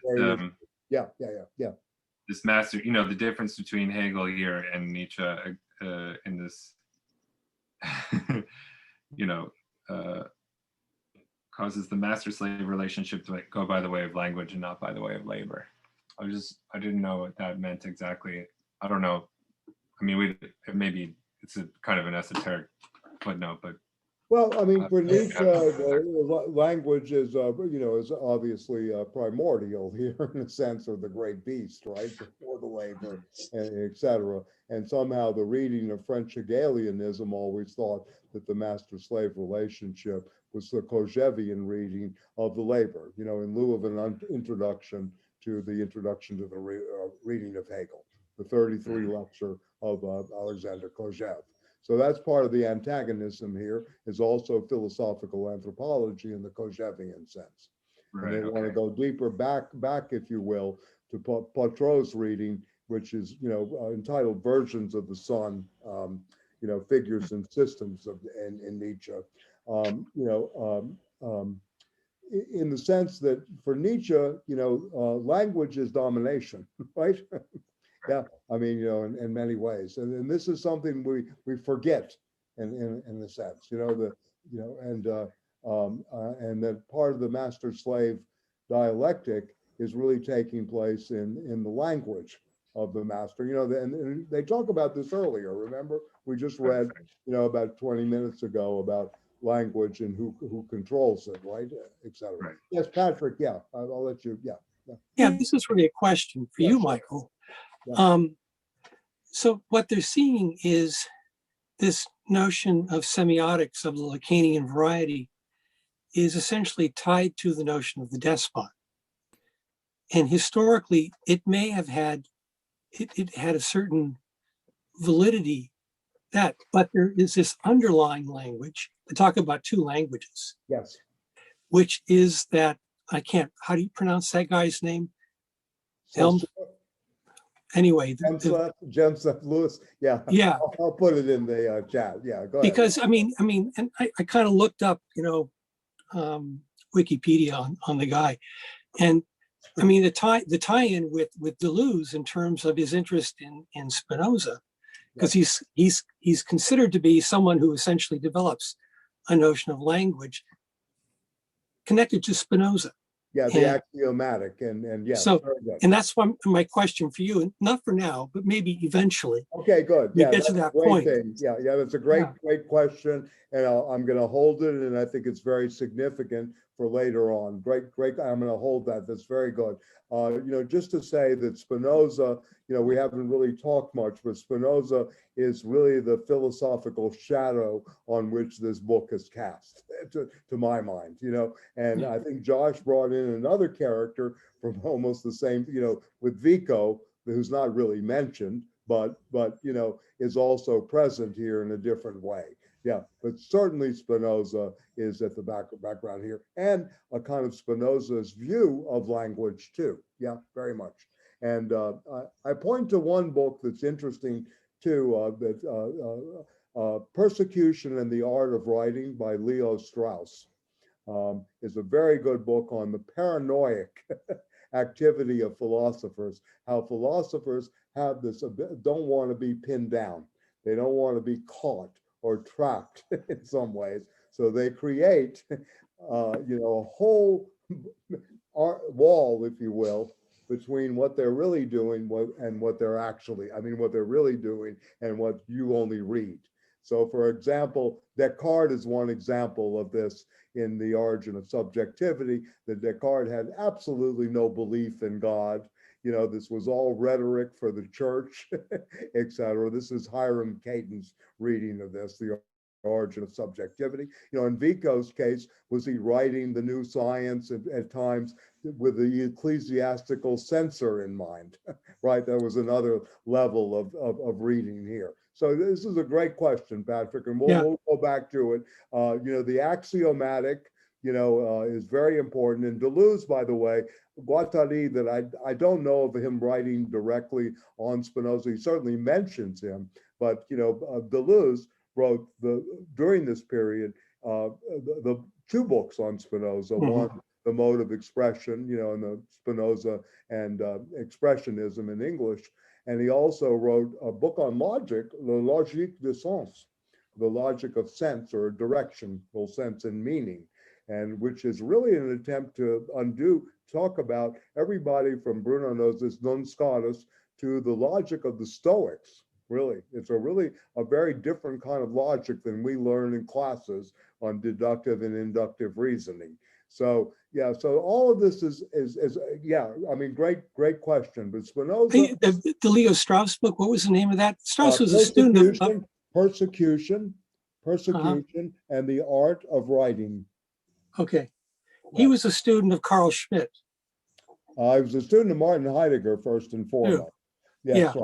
Yeah, but then yes, he knew Carl Schmitt well. Yes, one of many associations he had. And one thing that I mentioned during the course we did last when was it? Fall on Plato for Revolutionaries. There's a wonderful book called On Tyranny, letters between Alexander Kojève and Leo Strauss. They were very good friends. Kojève and Strauss, and Kojève was the founder of what we're today of General Agreement of GATT, right? What we know today, as the European Union, right? And he was the author of this, really, of the General Agreement on Trade and Tariffs in the 40s, And so these are pretty high-powered, people that were, public-private, but also very different, actors and the world historical, to put in Hegelian terms, the world historical spirit. Anyway, Strauss, also created the Chicago School, social thought, right? He was really the integral person, and spawned a whole generation of philosophers, and was known to be somewhat behind the thinking of Fukuyama and the project for the New American Century for PNAC, and also the split of what's his name, Crystal, into new neoconservatism. They use Leo Strauss as their father. Yeah. Yeah, So, Hannah Arendt. way to go all over the place with it. Well, you can go Yeah. to Hannah Arendt, who basically said it's unfortunate that you can't live in the country that you would like to live in reference to fascism. Right. That's right. That's a good point. That's a good point. Yeah. No, I recommend for a real understanding of where we are and the state relations that the text on tyranny, the exchange of letters. I mean, they had a debate on the text on tyranny, and they Strauss and Kojève, and they went from this text of Hero. They published in a journal called Interpretation, and you got Kojève's interpretation and Strauss's interpretation. They've remained friends, and their letters continued, about the question of tyranny. And the interesting thing, Kojève went back to the Platonic, universe to kind of think of the future, whereas Strauss was talking more about the Hobbesian, Machiavellian moment, right? And they have a very interesting exchange of letters about these matters of where we are politically. And then, of course, as I mentioned before, the Arendt-Jaspers correspondence, if you want to, just get the idea of the German mind's relationship to American bureaucracy. Not only her, Eichmann in Jerusalem and, Eichmann, which she was really wrong about, but anyway, was just following orders. But anyway, all to say, this was an exchange between her good friend Karl Jaspers. But the interesting thing here, once again, and even Deleuze and Guattari, is the relationship to the Heidegger of the 1920s and the 1930s. Not as much and then later the whole French school of the Heideggerian turn, that was known as the turn into the letter on humanism, and the reversal of being and time, being as time, really time as being, right? When he reversed his positions and began to make meditation on art and other things like that. So anyway, there are a lot of quote bricks in the wall, so to speak, right? And not that need to be kind of built towards the new, if you will, foundation or anti-foundation foundation, if you will. Yeah. So yeah, but the Spinoza question's great. I mean, I'll go back to that. Axiomatic language is something we don't really deal with at all, or axiomatics, and it's very, very, the axiomatic logic is very, very undertaught in the United States. Yeah, Bruno, yeah.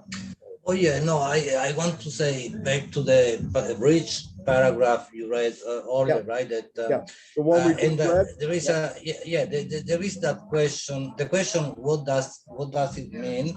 Which is so important. And I want to say, if we can go back 2 paragraphs before that, there is the paragraph on page 206 in my edition that starts with the words, it is perhaps at this juncture, the question, what does it mean, and so on and so forth. But I just, then maybe you read more.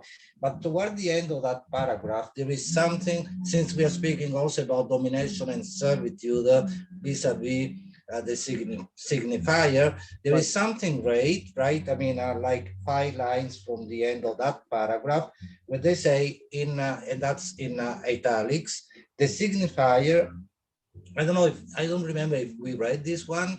Maybe you want to read it? No, go ahead. Oh, this is great.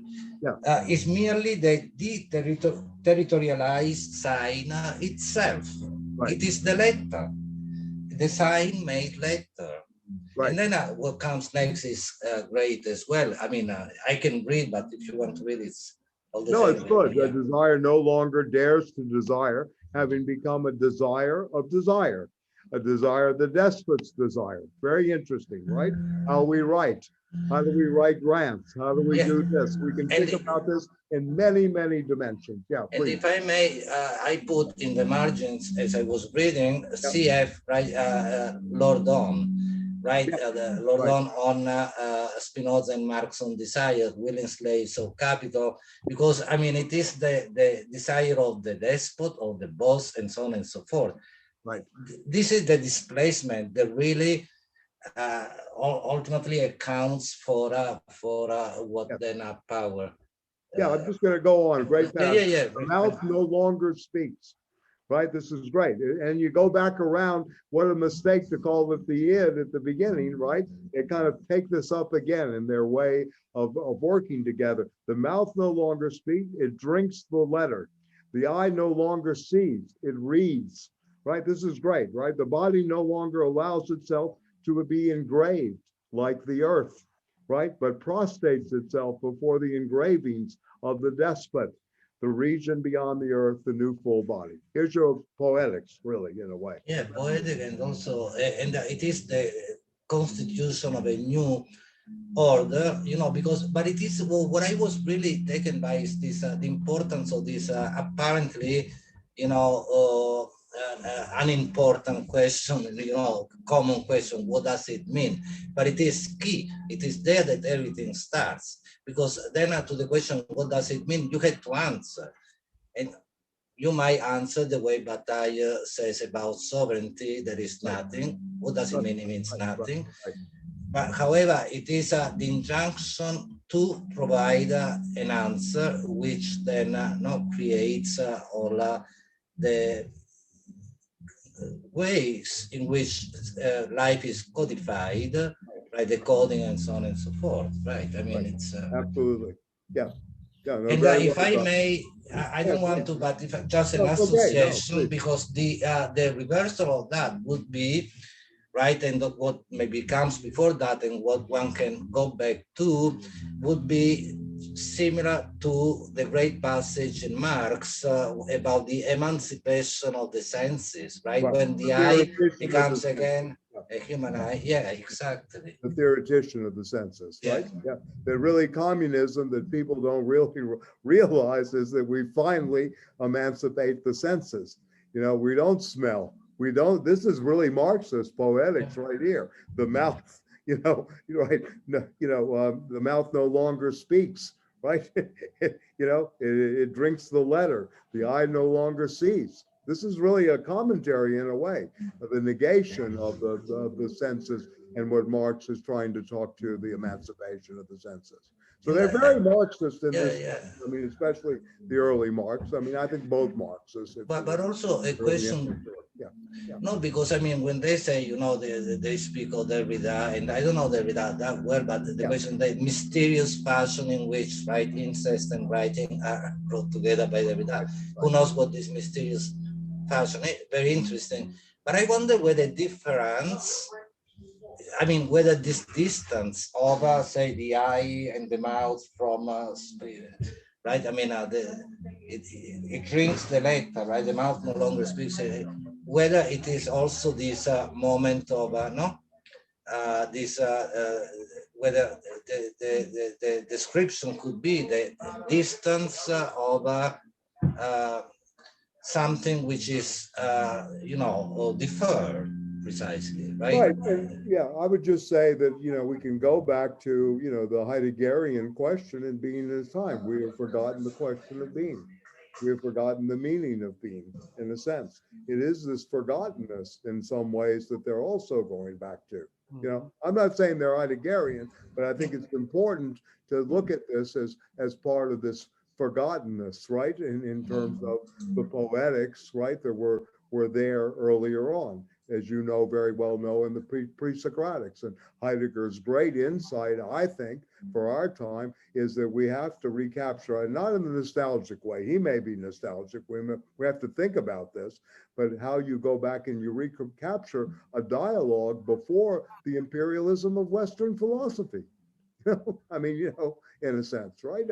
How do we get beyond royal philosophy, royal science, as Deleuze ultimately calls Plato's, Republic and Plato's, versions, right? And how do we have this dialogue again with the pre-Socratics, which again is the question, what does it mean, right? It is this question, the meaning of being. Right, which is, right, again, I mean, the bridge bridging of, the overcoming, whatever, of the gap, which is metaphysics. You say Heidegger, the metaphysics, the gap of metaphysics.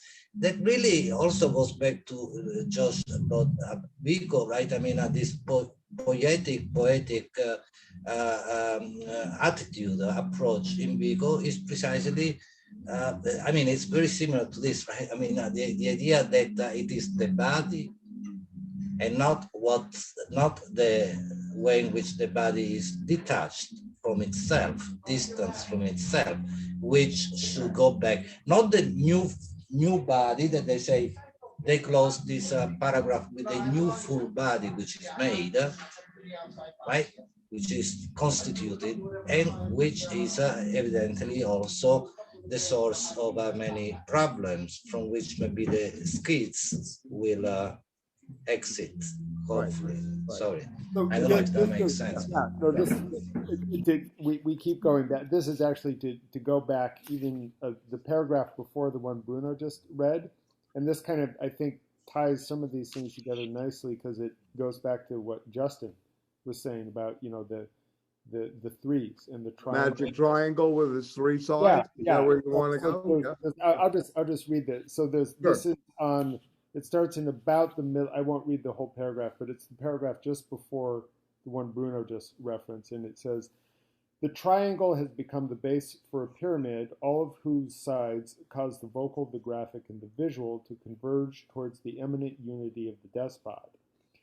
If we call the order of representation in a social system a plane of consistency, it is evident that this plane has changed, that it has become a plane of subordination and no longer one of connotation." And they use connotation to talk about the system of writing and representation within the primitive system, as they refer to it.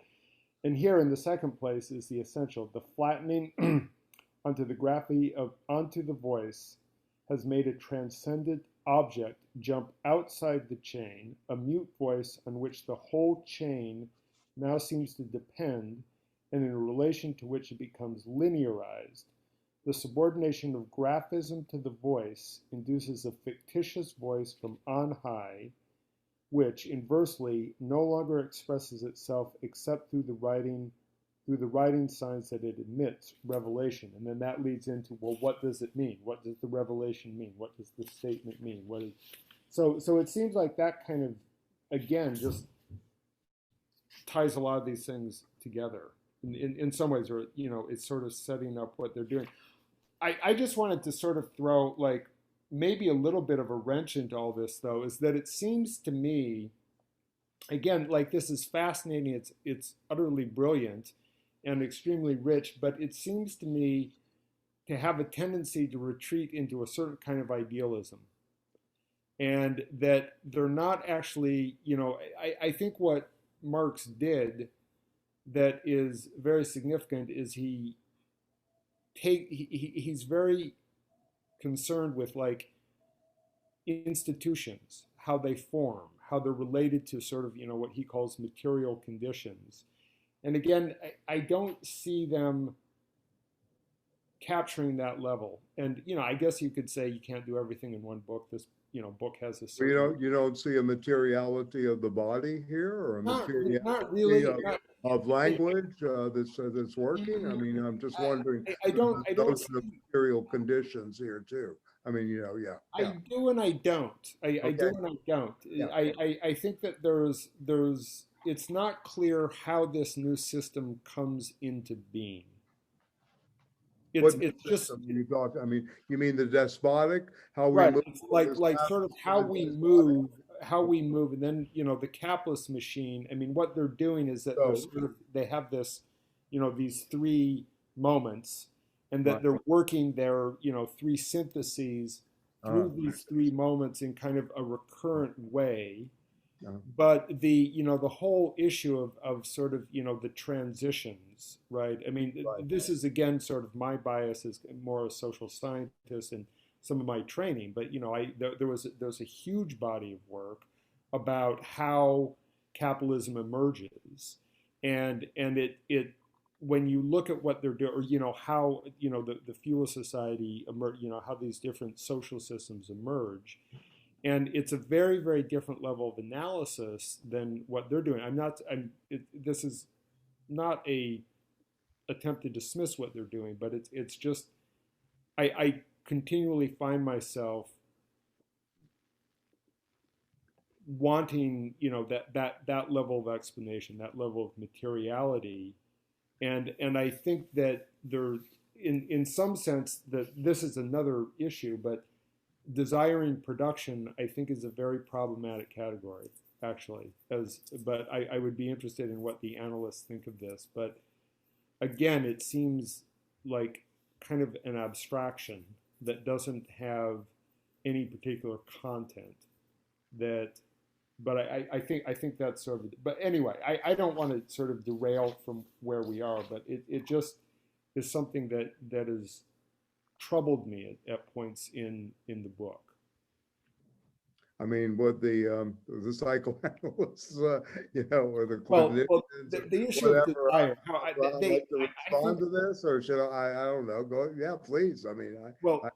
But yeah, there's sort of the question of history, because they are referencing a kind of a historical. You mix desire and social transformation, or the movement from feudal society to mercantile capitalism, or the developments of the chartered burghers into the enclosures, et cetera, et cetera, right. et cetera. Yeah. Right. So I mean, it's almost social science. I want to say that.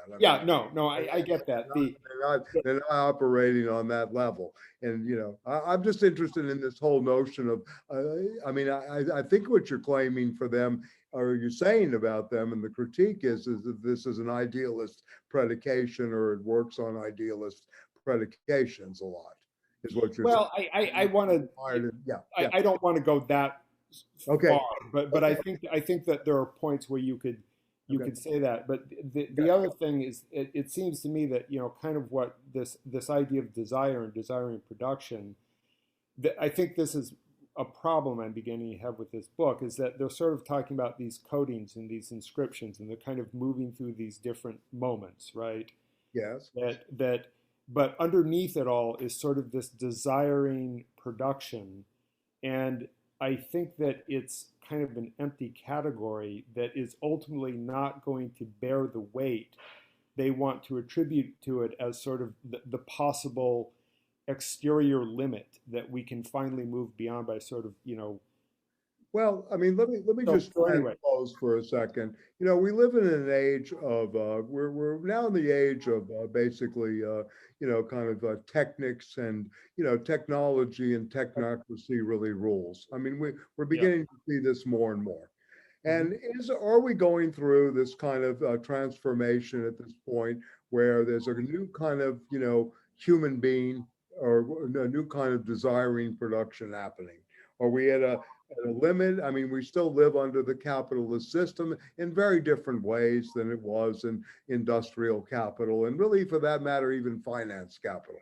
A very different universe now, which Marx, if Marx was alive, I'm sure he would be picking up on this and writing about it, but didn't have, he's not a, futurologist for centuries ahead of himself. But anyway, all to say, could you see, using some of this in terms of coding, overcoding, this kind of language in terms of territorialization and deterritorialization as very applicable to today? I mean, these use and seeing what they're up to. And again, I think there's a lot of rewriting going on here. Like I said, of Engels's 5 stages, from primitive communism to civilization, right? I mean, that there's many levels that are operative here. Now, again, I don't want to just defend the book blindly. I mean, I'm sure there are many problems here in a sense, but if we only read for its contradictions, or what we import from the outside, instead of trying to understand where they're going and what its relevance is, I think we missed something here. I mean, personally, I mean, I agree. I agree. Yeah. So Patrick, please. So you want to take this? Yeah. I mean, the way I'm reading the book is, the introduction to the Grundrisse, where Marx talks about the categorical framework. in term what it is a kind of Spinoza in terms of understanding categories. And the other thing, what else was I going to say? Desiring production. I mean, there's a whole discussion about production is consumption, consumption's production. Yeah. And I'm seeing it in terms of Marx provides a kind of scaffolding. And what they've done is they have, in a way, broadened Marx's analysis in a way that has, the whole notion of primitive accumulation is in some ways, to be honest with you, it's not, it doesn't work in Marx in a fundamental way. Here, they're trying to actually go back and rethink it in such a way that it does work, and now whether or not it works is another question. But I think that's what they're kind of grappling with here in terms of, and no, I just say that I'm finding this book fascinating in terms of getting at, especially what you mentioned in terms of the contemporary period and what we're dealing with. So I just and desiring production in terms of the immediate processes of production to begin with, too. I mean, you can start to think this through, as you said, the categories that Marx leaves us with, right?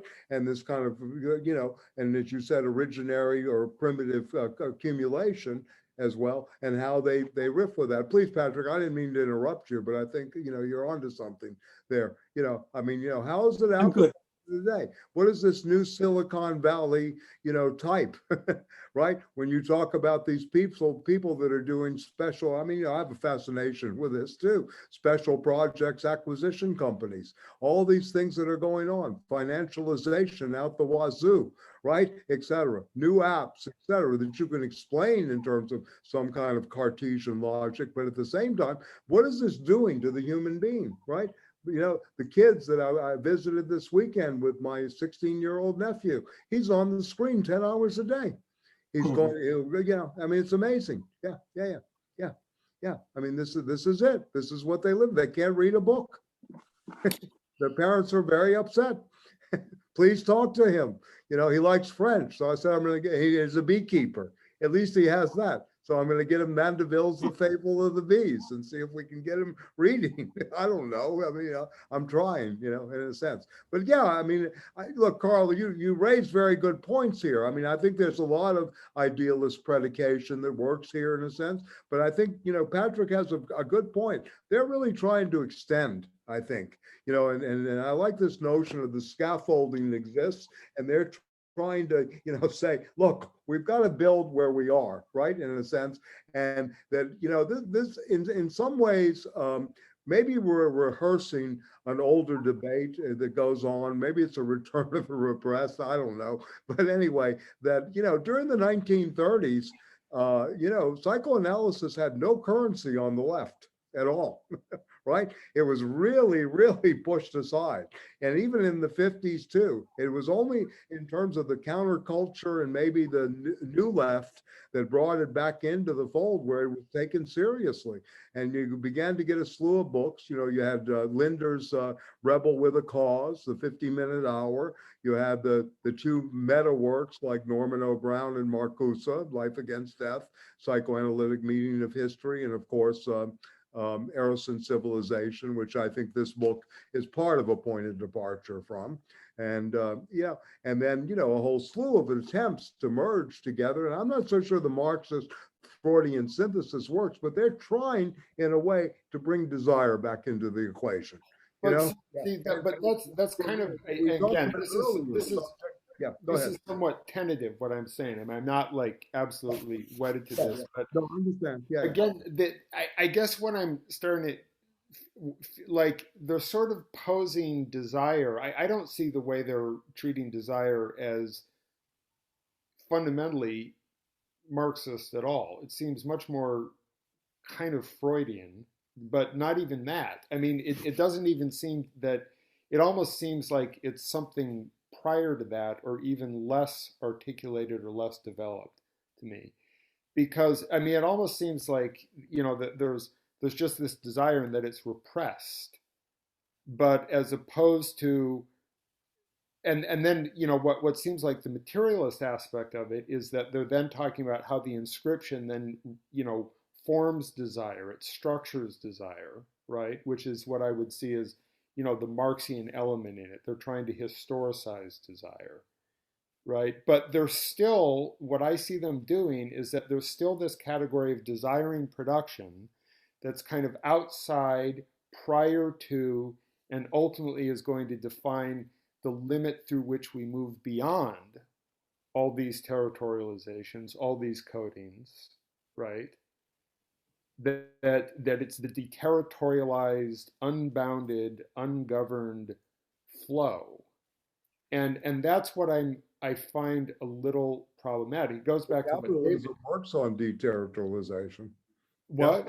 Capitalism works on deterritorialization. Yeah, That's their point. That's part of the irony of the text. I mean, in some ways, I mean, you know, in a sense, they want to decode what's going on, but at the same time, the deterritorialization is always happening. And you can make this into a material. What happened to the United States? Deindustrialization was deterritorialization. but that's not quite the point I'm making. I mean that's kind of, you know, how capitalism.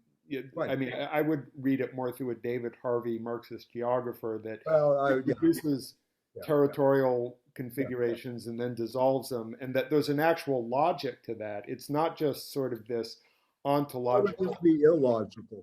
I mean, I Right, don't know. but there's actually, about it. Yeah. but there is a logic to that. That, you know, capitalism, it invests, it creates these fixed formations, and then they become devalued, and that there's a whole way in which the territorialization and deterritorialization in Marx and in Harvey is, there's a whole rich concept that is, it's very different. It's not, this is not a criticism, but David Harvey doesn't go into the areas of linguistics and psychoanalysis. But I'm raising the different out of a straight, you know, there's only the socioeconomic. He's not speaking about linguistic codes or about, you know, the inscription, etc. This is not bringing into the equation.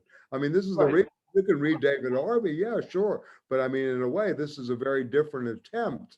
I mean, what I'm actually doing is actually trying to point to a critique of their attempt to bring desire back in. I see.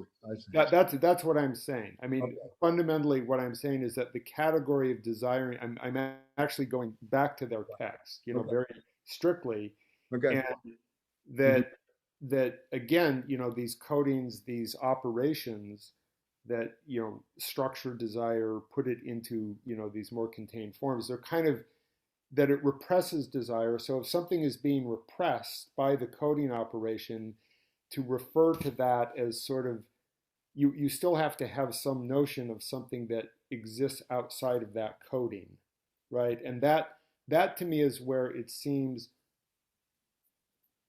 a little problematic, because does, you know, other than just a very amorphous conception of desire, it doesn't, which is so like unformed and amorphous and kind of an empty category, that I'm not sure that it is ultimately able to carry the weight that they want to assign it to, particularly as we move a little further and they begin to talk about moving beyond capitalism, which is, I think, the other thing they're really trying to do is how do we think beyond the system. So I'm just gonna, the materiality of power in the flows of labor are biological, right? So labor is a product of the body, and it's a product of consciousness or what is not conscious. And so that's what desiring production means to me. It is what labor is distilled. What could you explain more? Like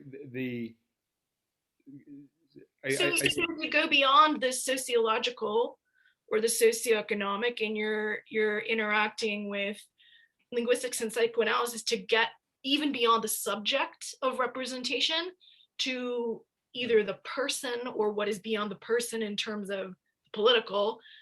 What's at the base of all of this mess in terms of the human? Are we bundles of electricity, neurons, early dependencies? Yes.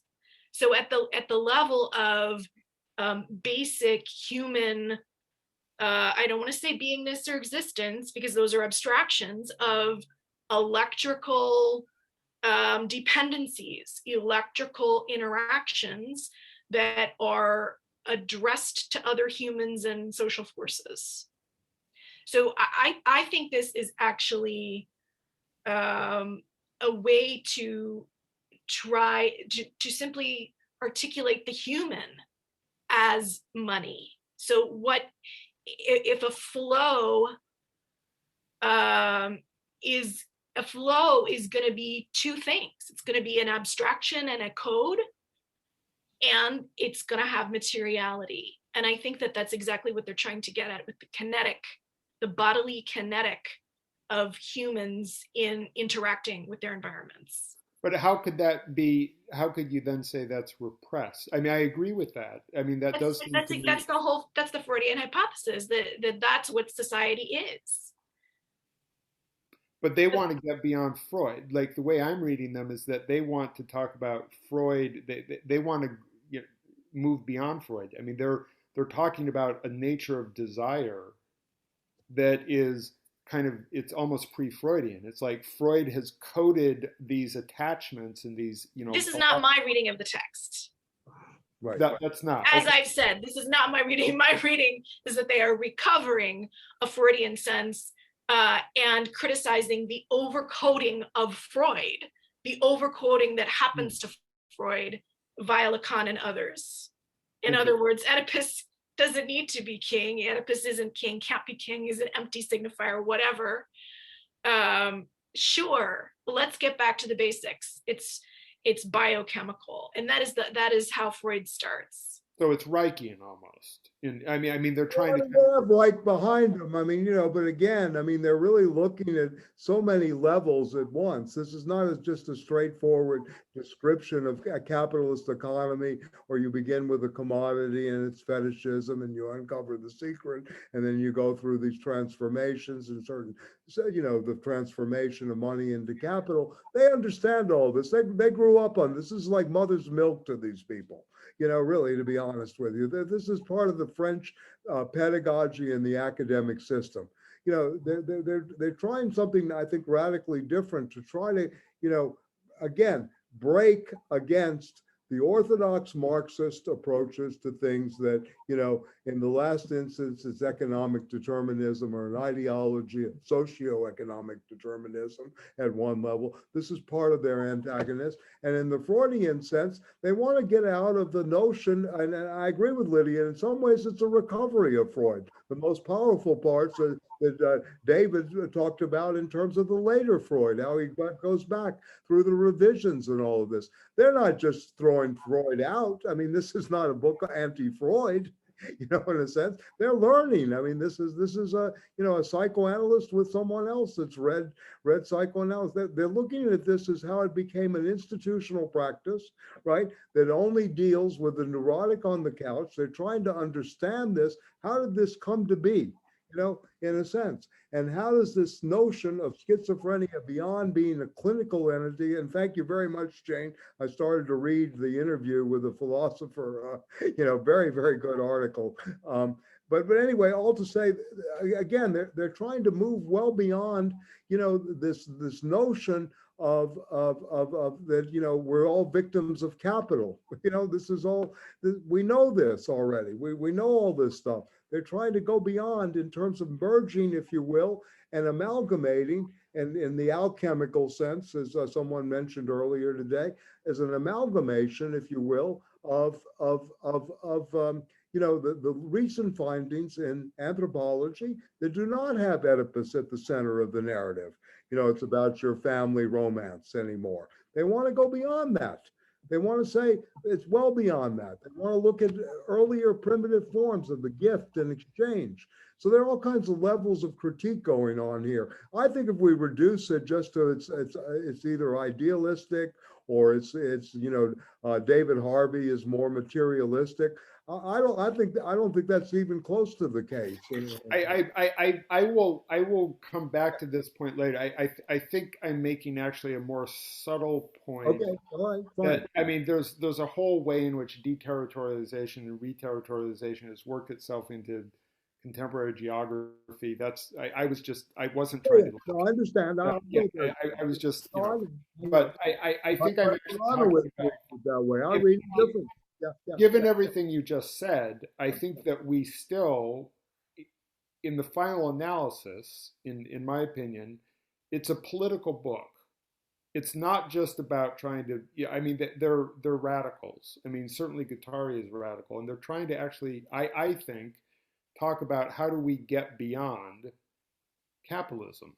I mean, that I think that they're trying to understand what is the limit, what is the exteriority of capitalism, and they will later on make certain statements about that. And I think what I'm saying is I think we need to be critical and interrogate, do their categories and the way their strategies ultimately fulfill their intent.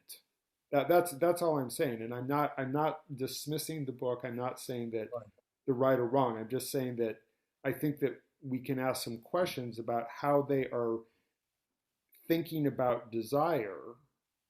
Right. I mean, Lydia, it's interesting what Lydia said, that again, that was kind of how I was reading it, but that's right. But we can come back to this because this theme really comes up later, I think. I really appreciate what David put in the chat about a theory of desire that doesn't return to the state. And that seems to be the crux of it, is that flows you can't get around them. You can't go even through them. I don't think there is a beyond. I think that's part of the brilliance of it. It's also the most frustrating thing about this text is that there isn't a transcendence that we are working toward, or something outside of this. We simply try to unattach and reattach, right? Try to have freedom in some kind of whatever de and re-territorialization. That's it. That's all you got. Yeah, and I want to say that, I mean, certainly there is this question of the exit from capitalism, but because of their division and the trajectory of the savages, barbarians, and civilized men, a rewriting in a sense has been said about even Marxian, and I think that they reference Maurice Dobb at one point. Yes, of course. Right? Yeah. Right, but so it is also a question of a constituted power historically. So not only in the capitalist stage, but constituted power. I mean, one can use the category of constituent power versus constituted. So it is this institutionalization of power, which is ultimately power is the same as desire, right? The desire in production is the power to do, to be and to do things. Potency, right? I mean, Spinoza has the difference, right? It makes the distinction, between constituted, between potency and potestas, right? Authority, I mean, power is institutionalized, not politically, and the power as an ontological category. So, I mean, it is this that then ultimately with the capitalist stage that we see now with Civilized, then the exit will be precisely the schizophrenic kind of, where they say that they're not identical, they're different, they're exactly not different, schizophrenia and capitalism. But it is the exit from the coding, the codification, the way of regulating life according to perhaps a metaphysical paradigm of the distance between not what one does and what then becomes language, becomes law, and so on and so forth. I don't know if that makes sense, but perhaps. So. Yeah, I mean, I think David Winters puts his hand on it, right, his finger on it, in the sense of talking about, the avoidance here is to be reinscribed in the state. This is ultimately the thing. How do you escape the state? This is why they keep going back, why they're developing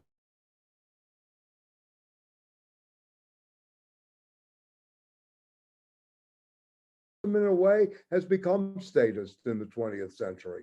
It's really, except for the Marxist anarchists or anarcho-Marxism, there are very many people, they just think the new state is going to fix everything, as long as it is. Whereas they're understanding the Leninist as a break, as a rupture, into something else, right? Etc. They're again always looking for these moments, and to put it in their terms, and especially in Deleuzian terms, lines of flight. How does one get outside of this coding, this inscription, this reinscription by the state, being written by the state?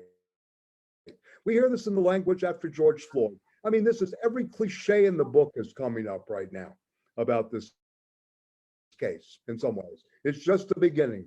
We're just a starting point, etc. Here we are, 2021, talking about just the beginning for justice, in a sense.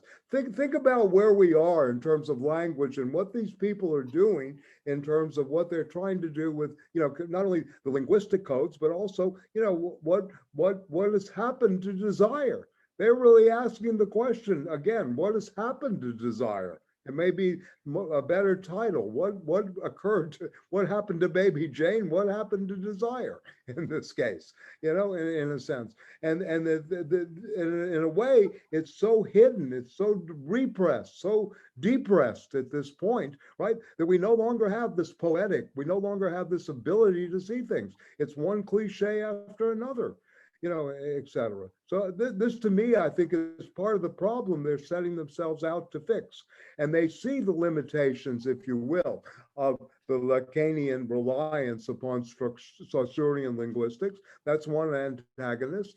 They're seeing the limits of other kinds of schools of thought, and they're trying to go beyond that, whether they're successful or not. But they're in dialogue. This is what I like about the text. It's a very interesting dialogue with some of the most advanced thinking of the period, to my mind, and very original in that regard.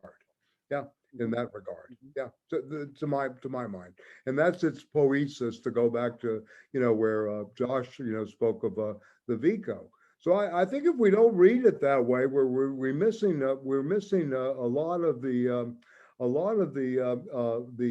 the force of this book. What it can really do, in a sense. I mean, again, I don't want to privilege, again, the French or the Italians or the Germans in this regard. But this stuff, I mean, again, we get Marx in very different ways. This is part of their upbringing, so to speak, right? It's always presupposed in anything they do. They may leave Marx, they may react and all of that, but in this sense, I think it's there. It's and I know, Carl, the concept of desiring production or libidinizing Marx is really part. Maybe you could retitle a good part of this book. It's the libido Marx, if you will, or libido. Well, another way of kind of stating, I think, what I'm getting at is why should we seek to overcome capitalism at all? I mean, what like that's kind of what I'm getting at. Why? Well, I mean, I don't know the answer to that question. Right, if we don't have an answer to that question, there's something that is kind of well, why would you go? I mean, look, the dream of Marx, as Bruno was pointing out earlier, the emancipation of the senses is one thing. It's killing us. That's one reason to think beyond it. It's killing us. It's based on the worst aspects of thaumatology, etc. It's killing us. Yeah, we see it all the time, every day, right? Yeah. But Marx also argues that capitalism has liberated tremendous creativity, tremendous energies. And the reality is that capitalism has created. Well, Marx didn't see the capitalism of today. Right, but it's also created. He didn't fulfill what he thought that motor production would fulfill. And secondly of all, we never had revolutions in the countries he predicted it would happen. Yeah. Right? But that's again, I think that there's more like the ethical question. I mean, that's one. The ethical question is, how have we become so servile to this inscription by the state, the inscription by transnational garrison states, et cetera, how do we overcome that kind of servitude? How do we stop being these willing slaves to play, to work with Lord Dawn's, category? How do you actually begin to overcome this? And to me, the first thing would be to understand it in all of its manifestations and fight, right? In a way. One place, the site of struggle is the body, in a way, to make yourself as immune as possible to what it does to you, in a sense, right? This is a very good moment of the biopolitical. They're really talking about this, Esposito and the other representatives of a movement that very few Marxists went into. Yeah, in a sense, they considered it reactionary. To me, it was a structure of resistance. I don't know how you feel about that, Bruno, but I think that the moment of Esposito, the immunology, immunitas, was always a struggle of resistance. That's the first step to me. Yeah, actually, Tony is reading Esposito more than I do, but so maybe Tony, you want to say? I don't know. I was going to say something else actually, which is that Please, Lazzarato, who also writes about biopolitics, has this comment that Deleuze and Guattari, what they're trying to do is think about subjectivity after 68 and think about like the way that 68 sort of produced a subjectivity that could no longer be controlled, right? And so then the internal life of the individual became the real battleground. And I think that's, where we start with the desiring production and all the rest. Does that make sense? Yeah, I mean, it's a good starting point. Yeah, definitely. I mean, again, yes, of course, they're reflecting on the question of subjectivity and maybe even greater, I mean, look, the idea, this notion of the transhuman, who's the author of the transhuman? Julian Huxley. He's a eugenicist, I mean, in a way.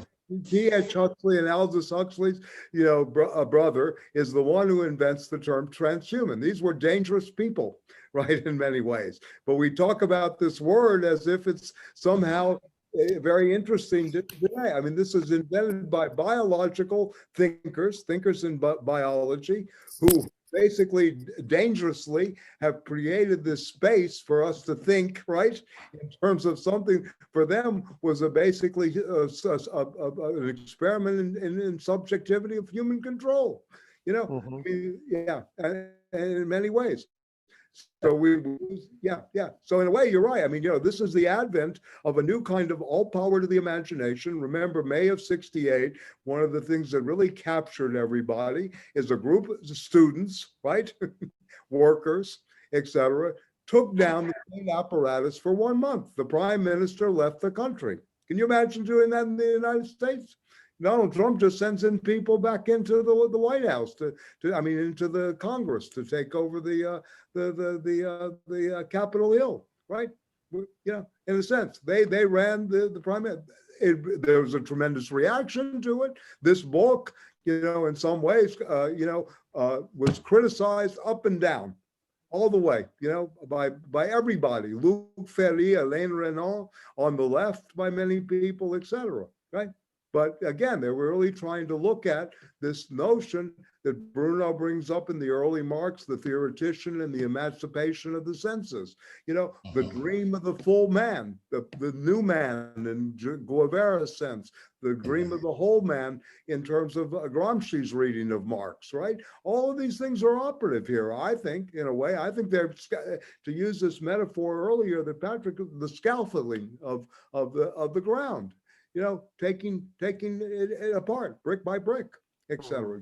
Yeah, and Tony, please. Yeah, you have your hands. Oh, I mean, I don't know if I have my hand up. Okay. Yeah.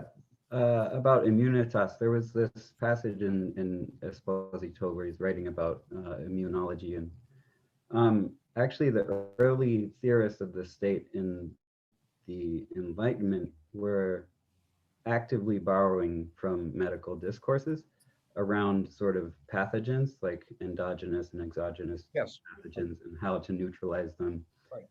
through a sort of immune response of the social body. And this, I think, is really pertinent here in many ways, right? Like the sort of co-optation of desire or the sort of bi-univocalization, right, of desire, the sort of splitting off into one direction versus the other, which still, of course, like leaves that residue, right? But I see that as kind of the parallel process to this immunological response, this sort of capturing the pathogen, but then using it like the pathogen being desire or like the desire for freedom, whatever, and then using it to sort of rechannel it back into modes that are more conducive to state and capital. Whatever. Compliant. Yeah. Compliant gene, if you will, or pathogen. Right. Right. Yeah. Good. Yeah. No, it's interesting too, because again, they're also often, and Lydia's no longer here, she uses it often, they're working on the biological level too. Right. I mean, constantly here in many ways. They don't use the language of biology, but they're obviously very well aware of it, I mean, in a way. But I mean, going back to why not capital? Well, I mean, first of all, to me, it's about the resistance and the immunological level. I have a friend whose whole life is built around keeping his body. He was an Iron Man up until 70 years old, keeping his body in as good a shape as possible to fend off any possibility of having to go to the doctors, to the capitalist doctors, or inside the juridical medical machine, etc. And he's been successful with that over the years. And this is his one act of resistance, as well as he makes interventions at Fordham University and, maybe at other places as an architect. But all to say, I mean, this is one certainly form. You need the resistance. I mean, and yeah, you're right about Marx, Carl. I mean, he obviously, was very much shaken by the world of the workhouse. The world was a workout, a site of production. He was very admirable of capitalism. All this nonsense out here about, the evil system, Marx would never have made a remark like that about capitalism. He understood it for what it was, and there are many ways of reading Capital. I like to read Capital as a literary text in many ways. I mean, I think it's phenomenal as a literary text. But at the same time, what's coming in here again is the notion of the body, and again, this whole question of desire that we don't find in. Yeah. I'm just sort of trying to throw some things out. Hold on a minute. And I mean, again, the emancipation of the senses is of the body. It's about us recapturing and retaking our bodies, retaking ourselves, to say, we're a disgrace to the species at this point. If you really think about it, I mean, we're a disgrace what we tolerate in everyday life, etc. We really are willing slaves. Another way to, I guess, get at, what I'm trying to is, in some sense, it seems to me what they're trying to do is evoke desire against desire. And what I mean by that is that there's a couple passages, again, I'm sort of jumping ahead, but where they talk about desire cannot be deceived, right? And where they're referencing Reich again and, fascism, that it wasn't that people had a false conception. Right. It wasn't that they didn't understand their real material interests, and if they just, read Capital, they would realize that, it was that, they had actually they come to desire fascism. So if people desire fascism, it's very hard to evoke desire as the basis of the resistance to fascism. And that's kind of what I'm getting at, is that I think maybe a desire that ultimately, in Reich's sense, and they do say Reich didn't go far enough. Remember, but they're trying to still posit. They're still trying to posit something, a level of desire that is a capacity of resistance. Right. right? So it's almost like desire is being split, because if we desire fascism, right, we could say, well, desiring production desires fascism. Desiring production desires Donald Trump. Yes. You know, there's a libidinal cathexis with Donald Trump, Right. and that something is being fulfilled. No, And I understand where you're going here, but again, Right. they would reply to that if you look at The Night Porter, or if you look at some films like Salo, et cetera, et cetera. This is part of the inscription. This is not actual, this is inscribed desire, right? This is something that So, but because basically, Yeah. you're saying that desire as such is just left unqualified, is too vague a concept, I too understand that. generic, right? I mean, is that But what we you? never had a definition. Yeah. No, we don't have a definition. Yes. Yeah. Yeah. Although I mean the passage that I call attention to when they say when a desire becomes a desire of a desire and the desire of the despot, maybe because I think what you say, Carl, is absolutely right. Yes, yeah, desire can be otherwise too, no, the desire of anything. That's right. Yes. Mm-hmm. Yeah. I mean, Freud threw up his hands, excuse me, but he said, you know, what do women want? So right? it is then the inscription, as now, Michael, you say, it is the problem is that precisely, and in a sense, what I don't know if that was clear before, but it is, I take this book in some ways, there are so many aspects, as an attack on a constituted power as such, on the constitutional power. I think that there is this, right, the state, that's the most clear example of a constituted power, but that's what it is, right? And there is, you know, I mean, the book by Negri, of course, in Italian it's constituent power. I think it's insurgencies. Constituted and constituent power. Right, but the translation into English is right? Yeah, right. Yeah, Matt says, yeah.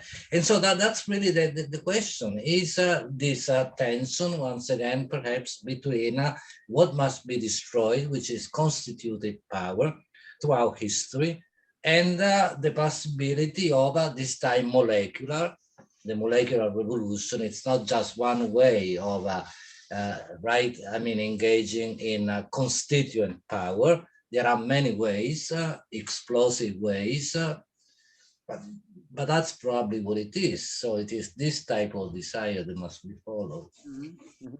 Yeah, no, yeah, I like that formulation. Again, the thing that what I see them doing is, I'll just stick with my little, you know, evoking desire against desire. They're sort of the instituted, the subscribed, the constituted power that, you know, inscribes a certain form of desire. It seems like what they're trying to do is evoke against that a sort of a more schizo desire, a desire that's not coded, right? And that is sort of, you know, and so that's kind of, you know, what I'm getting at is can we, which is desiring production. It's sort of this.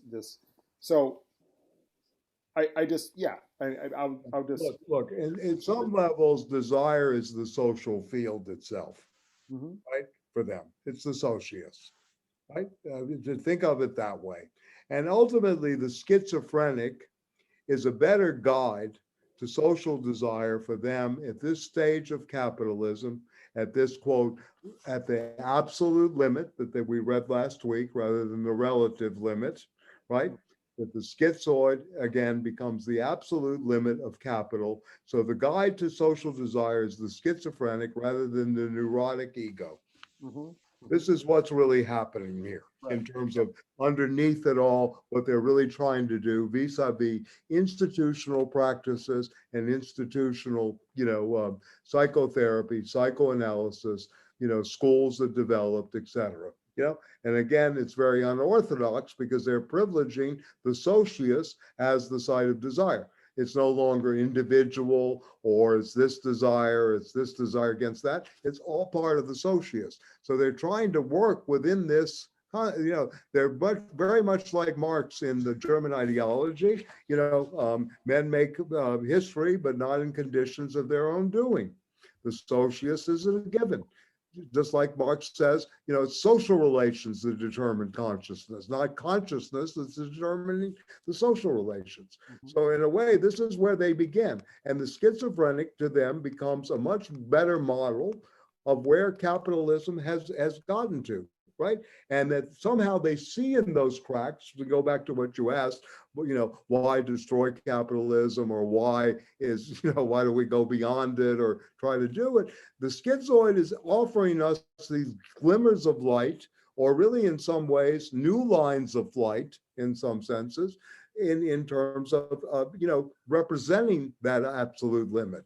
They're not celebrating the schizophrenic. They're looking at this again, to go back to where we began, 3 hours ago. The limit itself here is the schizoid, is the schizo, in capital. That is the limit of capitalism. This is what David Harvey, with all due respect, and I admire his work and like him, all of this, but they're not looking at this through these kind of categories, right? I mean, this is a very different attempt to explain where we are, and to talk about it. So in a sense, the schizoid does not re-territorialize at all. It cannot be reconstituted within the state apparatus, right? In a sense, right? The ideological state apparatuses have no attempt over this. And, and this is the whole thing about the treatment of schizophrenia and the things, the drugs that are used, all of these things that go on in the clinic today, the pharma and all this. Yeah, anyway.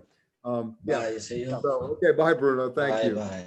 Thank you. Thank you. So in a sense, I mean, this is the limit to capital for them, to play with Harvey's language, right? The absolute limit is actually the schizoid, right? This is what shows social desire ultimately at its limit, right? Yeah. In a sense.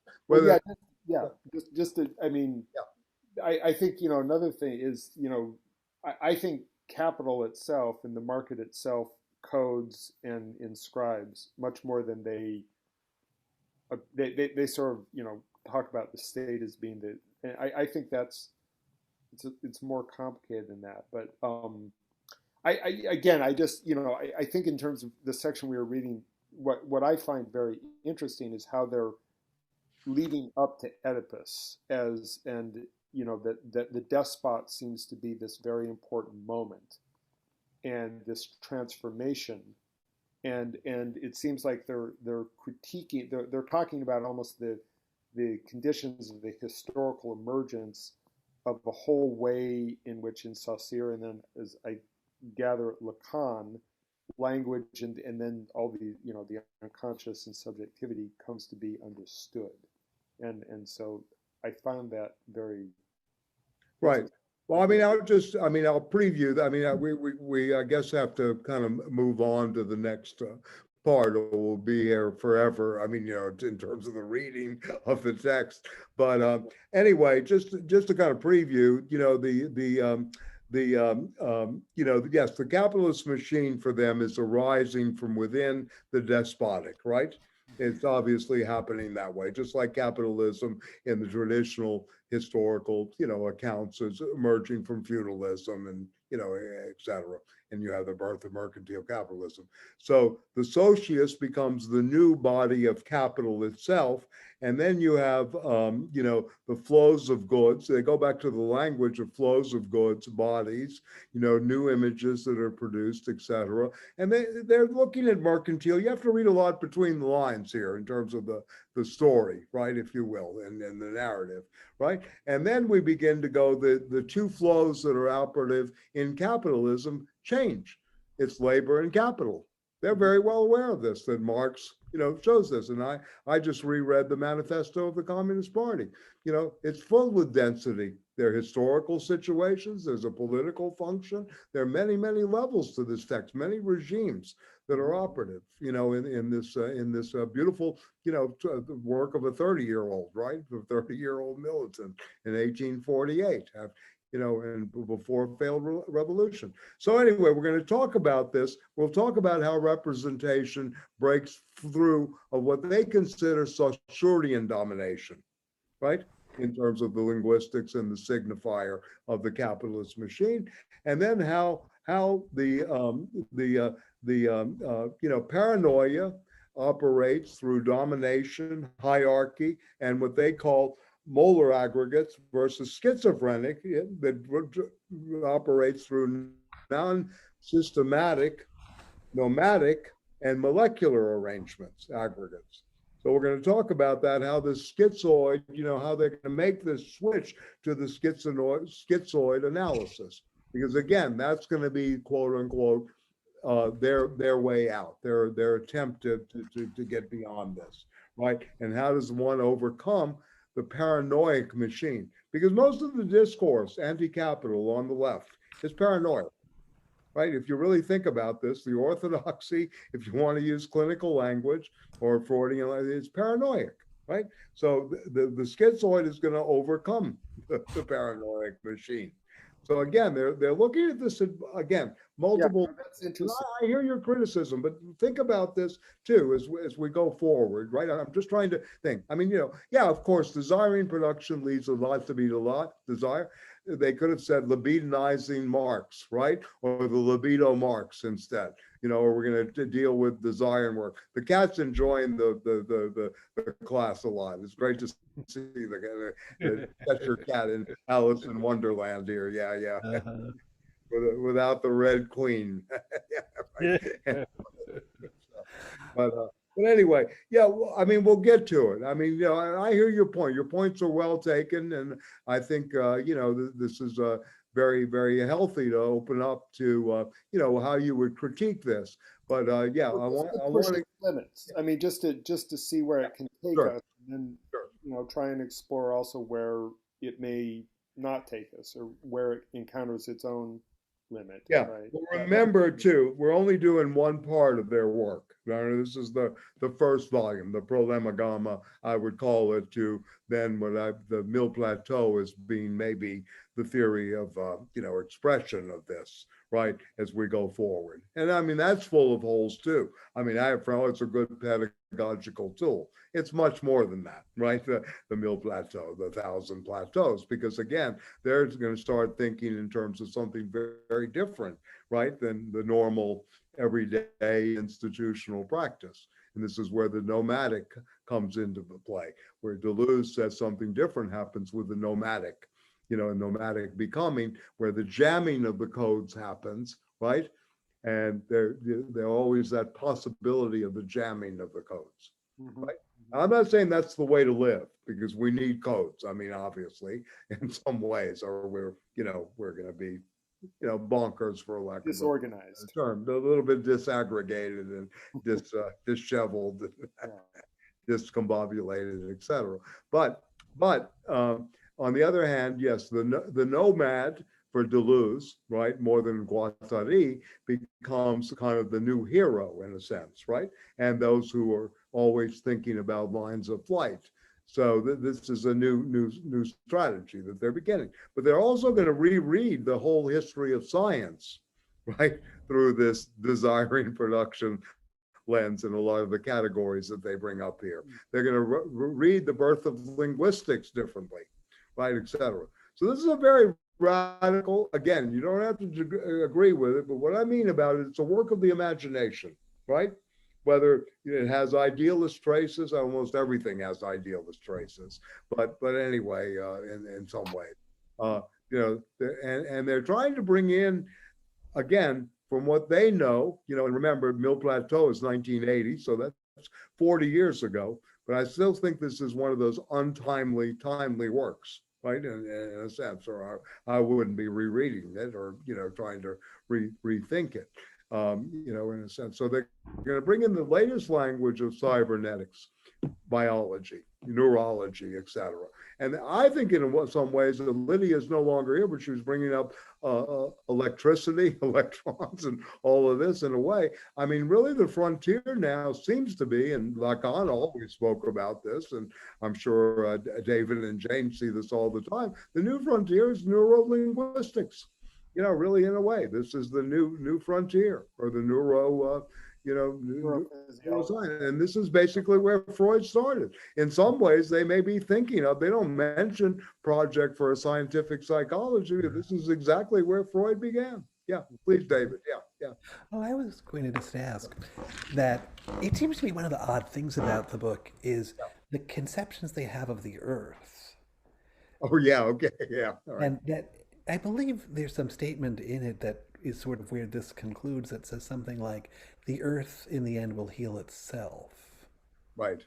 Which seems like a kind of an odd thing for them to say, because it does feel like there's a certain reification in that idea of saying Good somehow the point. earth is independent of us and it just has its life where it will solve its problems or something. I mean, not that it might be true from some other. Yeah. No, we'll look back at that too. Yeah, in a sense.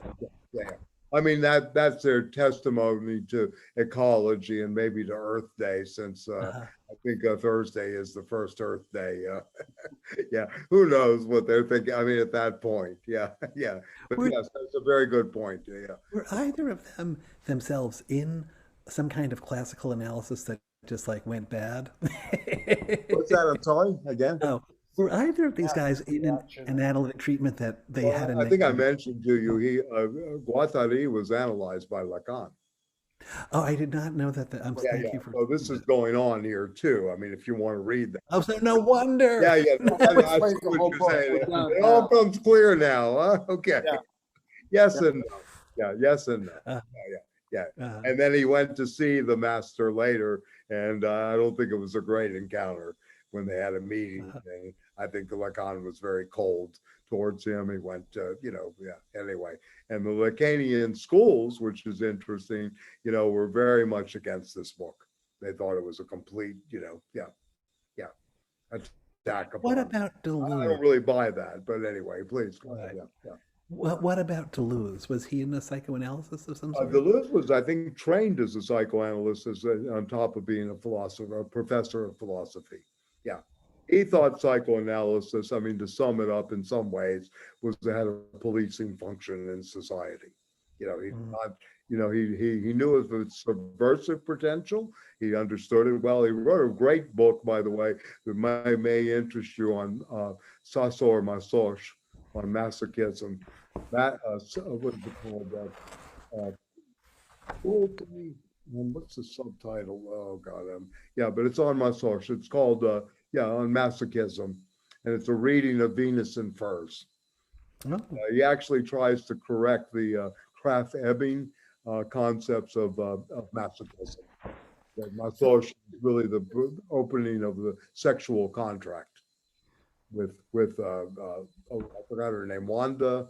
What was her name? Anyway, the object of Venus in Furs, right? The Masoch. That actually Polanski made a great film about, with his wife and Etienne Balibar's daughter's husband. I forgot his name, the French director. But anyway, it's a great film, French actor, called Venus in Furs, if you're interested. Excellent performance by Polanski's wife, speaking of, sexual misfits, but anyway. But if he was trained as a Go psychoanalyst, ahead, I'm sorry, yeah. he would have, if he was a trained psychoanalyst, he would have had to have gone through an analysis. Yeah, I don't know who he went through. I mean, there are a lot of stories around this. For example, Althusser, who was very favorable towards Lacan and a friend to a degree, went the way of orthodox psychiatry in France, even though he understood Lacan, and he allowed himself to be medicated up, even though he knew better, and he wrote the ideological state apparatuses. So there are a lot of problems here, going on, during this period. Yeah. So Deleuze knew the institutional stuff on psychoanalysis. Yeah. I mean, look, in the United States, the Lacanian machinery was huge, right? It came in the, in 66 at Johns Hopkins, the structuralist controversy, in which Lacan, made the famous statement, the unconscious is like Baltimore in the early morning. And, he gave his talk of a subject intermixing otherwise. And this is where Derrida did the famous structure, sign, and play. Right. So this was the 21 gun French theory salute that began an enormous machinery that it still dominates in some ways, not as much because we don't think anymore, but from 1966, really the 70s. I think Alan Bass was still at Johns Hopkins then in the 70s, early 70s. Jeffrey Mellman, Alan Bass, were all Sam Weber with the big three in terms of, and Tony Wilden, who they got rid of. Weber they didn't give tenure to, and Bass, I think Bass just left and became a psychoanalyst. I'm not sure about his history, but anyway, all to say, this translated into the Yale School of Deconstruction, and theory became the order of the day. And Janet Malcolm came up within the Freud archives. There's a very long history, the mind of the Freud in biology. All of these things were all, very fertile in terms of discussion in the 80s and the 90s. But a lot of it's gone by the wayside today. I mean, it's very problematic. There's a kind of new historicism in literary theory. There's a dumbing down that goes on. People don't read primary texts anymore. They only read the summary. Get their PhDs this way. They get their, anyway, it's a very different environment, in a sense. So this book, in a sense, was, during a period, to me, Tony Wilden, who was a lumberjack from British Columbia, right? Who was a student of Montaigne. He's the one that brought Lacan to the United States. He's the one that discovered this through readings of Montaigne's essays on servitude, basically, through his friend on voluntary servitude. So it's kind of interesting, the story behind this, how these guys got to this place. So, but the Lacanian machinery was huge here.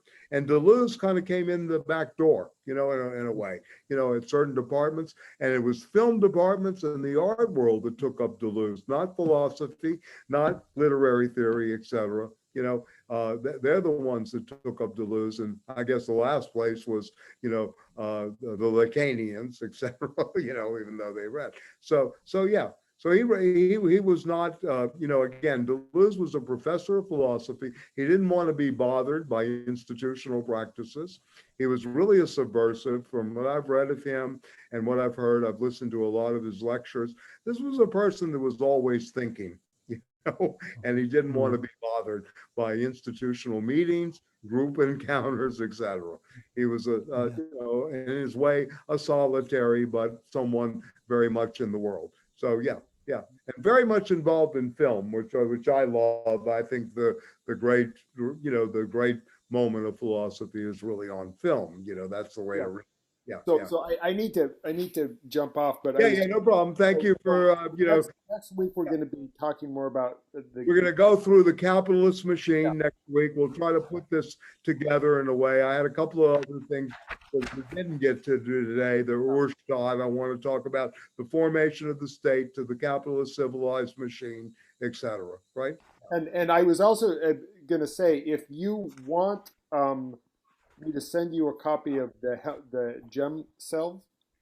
Yeah, I have the prolegomena. Well, if you have the prolegomena, I would love to look at it before I get to my library.